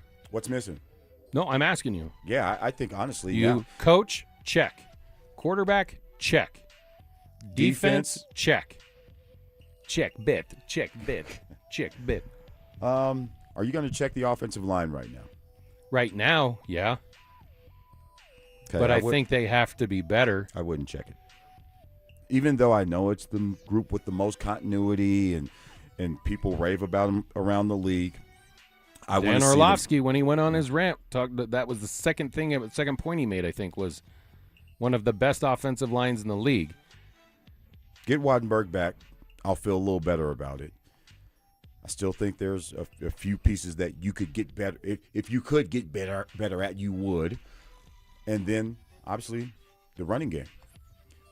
And I'm not going to say that's any one person. I'm saying that as a part of the offense. But that's a byproduct of the offensive line, though, too, right? Ish. Well, 2 years ago, it was Javonte Williams' fault. They had the offensive line, right? Our running back room wasn't good enough. And even last year, before J.K. Dobbins went down, he was productive, but it wasn't like flashy. Like I don't remember any real big runs or games where it was like, dude, they just can't stop the run. We're just going to keep running it down their throat. Yeah, there's three components. There's the play caller, there's the personnel on the offensive line, then who's running the ball. So, and they all have to be working at, a little better than average clip. So that's a question mark for me. You're saying you're checking it. It's your list, bro. You check it. No, we're doing this. You want to crown them? Crown their ass. This is an exercise we're working in tandem on. Okay. You know what I mean? Yeah. We got to come to. We're a team. Like, if you're not going to check it, I'm not checking it. Okay, then it's not getting checked. So that's something. But there's three of us. So what if Alex checks it? Check, bet. What do you think? Can you pose the question one more time? O-line. You checking that box off? Oh, yeah. Okay. I think, they got the continuity. Check. I think is extremely important, and they've been together, 3 years now? So. Oh, wow. Their majority rules, check. That's fair enough. Anything else? Special teams, check? A little nervous about it, but I'm going to give Will Lutz the benefit of the doubt in Crawshaw. So, check. Dude, Crawshaw had a massive punt last night out of the end zone. I think it's going to be good. Since training camp last year. I'm waiting for Andrew Mason's, piece on that. Oh, on what the hang time was. Yeah, I can't wait to watch him punt. Yeah, I'm not looking forward to it. But all right, we get to a quick break. We come back, we wrap it up, put a bow on it. We will welcome in Dan Jacobs, do a little crosstalk on the other side. Catch up on everything happening at DenverSports.com. Weeknights from 6 p.m. to 7 p.m. with Denver Sports Tonight. Denver Sports, 104.3 The Fan, DenverSports.com, and the Denver Sports app. Hey, what's up, guys? It's Zach By here. If your home's hot upstairs and cold downstairs, that's more than annoying. It's a sign your system's leaking air and wasting money. And with utility bills climbing, energy efficiency matters. That's why homeowners trust AeroSeal Colorado. Their innovative sealing technology boosts comfort, cuts energy use, and even gives you cleaner indoor air as a nice bonus. Customers love it. A 4.9 Google rating, and some folks practically write books after the job's done. AeroSealColorado.com fixes what others can't even find. AeroSeal, comfort sealed. Most home sellers get one offer. It's somewhere between lowball and not good enough. Orchard changes that. With Orchard's new Orchard offers, you don't just get one offer. You get multiple cash offers from serious investors all competing for your home. That's right. Make investors compete with Orchard's cash offer marketplace. Here's how it works. You work with an Orchard agent who submits your home to their exclusive network of hundreds of local cash buyers. They come to you with offers. You review them all and pick the best one on your terms. So you don't have to settle on one offer or worry about leaving money on the table. You see every offer side by side. That's how you know you're getting top dollar. Orchard offers means no repairs, no showings, no drawn-out process. Before you accept any offer, see them all first. Get a free home valuation and see your offers today with Orchard Offers. Go to Orchard.com. That's orchard.com. Hey guys, it's Mark Schlereth. I just made one of the best decisions of my life. I got rid of my glasses. I went to Cutarelli Vision and had refractive lens exchange, RLE. I wore glasses for distance vision, but I got to that inevitable point in life where I was always needing those reading glasses just to do about anything, and half the time I couldn't find them. Seeing menus, texting, reading my computer, or studying film, it was a struggle. But now I see the world perfectly, near and far, without any glasses, thanks to Cutarelli Vision RLE, the perfect permanent solution to spending your good active years not needing reading glasses. And here's the cherry on top. You'll never develop a cataract. Dr. Cutarelli is Colorado's most experienced with over 90,000 vision correction procedures. You can trust him to know if it's the right time for you and RLE. Schedule your free Zoom consultation at coloradorle.com. Cutarelli Vision RLE, no readers, glasses, or contacts, or cataracts. coloradorle.com. Attention Ram owners. Did you know you could get $500 for Recall 67A without leaving your driveway? With new mobile appointments, we'll come to you. We'll finish the simple software update in under an hour, and it won't affect your truck's performance. Plus, you'll get an extended warranty worth thousands. Make a power move.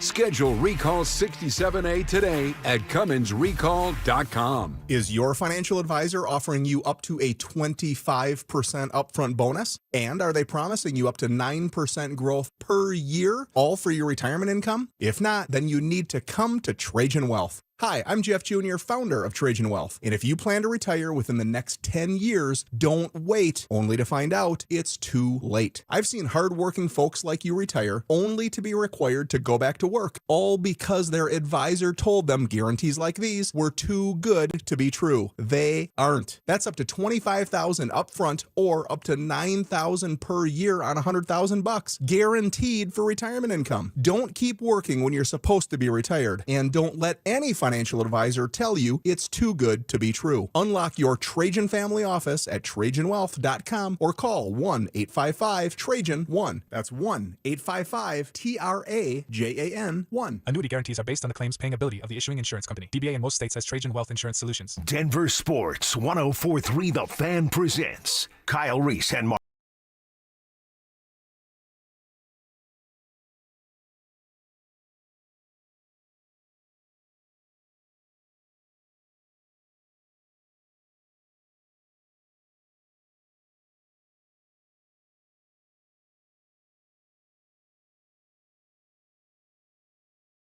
Marcello Romano, Kyle Reese, Alex Becker. Yourselves on the RamosLaw.com text line 303-713-1043 and on the YouTube powered by Champ Honda. Question of the day: what is frustrating when it doesn't work? My nominee was the garage door and remote controls. Now we go through a couple. Numerous people said passwords, login passwords. Oh man, great one. And then when you keep doing it over and over again, then it gets locked, and you have to wait a certain amount of time. And then you realize that you were wrong all along. Yeah. My buddy Francis texted in and said it's not a conspiracy theory. Apple purposely does that with your operating system and battery. A little planned obsolescence is, I think. Right when you when you need a new phone because it don't hold the charge no more. Yeah, mine is just slow. Slow. Yeah. Like kind of operating. clunky. Yeah. How old is it? It's a 15. It's about it's time. not that old. Like, apparently it's it about is. that time. About that time. Damn. Got me again. Here's another one. I switched over to an electric lawnmower because modern gas and lawnmower carbs are a match made in hell. Lawnmower not working. I think you nominated that. I have an electric lawnmower that you don't use. That we're on our third one. Yeah. Never mow another man's yard. Thinking back. What? I'm thinking of going back to gas. Honestly. We're on our third one. Those batteries at some point just kind of fall off. It's not even the batteries. Sometimes it just doesn't click. Doesn't start. What's up, Mr. Jacobs? I am in deep doo-doo right now. Uh-oh. I just got a text from the wife. A missed call from the wife. I'm in the production room talking to Sean Boyd. We're getting ready for the show. Emergency at the house. Oh, no. I went from husband of the year to I might not be able to go home today after the show. I got to do the show, and I may be calling Kyle up or, Cello, hey, man, you got a couch? is there a place I can stay? What happened? Plenty of room at the Reese house for you. She's doing a brunch. She's having her lady friends over. Okay. She's been nervous all week. She's been buzzing around, cleaning. You know how it is. Yeah, the wife's yeah. get like, it's this nervous energy. And she asked me to make some brisket. I made the brisket. It's fantastic. What I did was for her and her girls, nothing but the point. Right, you know what the point of the brisket is? Yeah. So nothing but burnt ends. It's good stuff. I get that in the oven right before I leave. And we were talking through the week about what we should we do and this and that. I said, honey, it's too stressful. And she's not really the cook. I do the cooking. I handle arrangements, but I'm not going to be there. I'm doing the show. So I said, you know what? I'm going to hire a caterer that's going to provide brunch. Yep, work it out. Do the whole deal, whatever. Caterer's supposed to be there no later than 9:15. I get a text at 9:49 or whatever, 9:39. Nobody's here. I call the caterer right before I walked in here. They're closed on Sundays. Straight to voicemail. What happened? I don't know. But No. it's unfolding right now.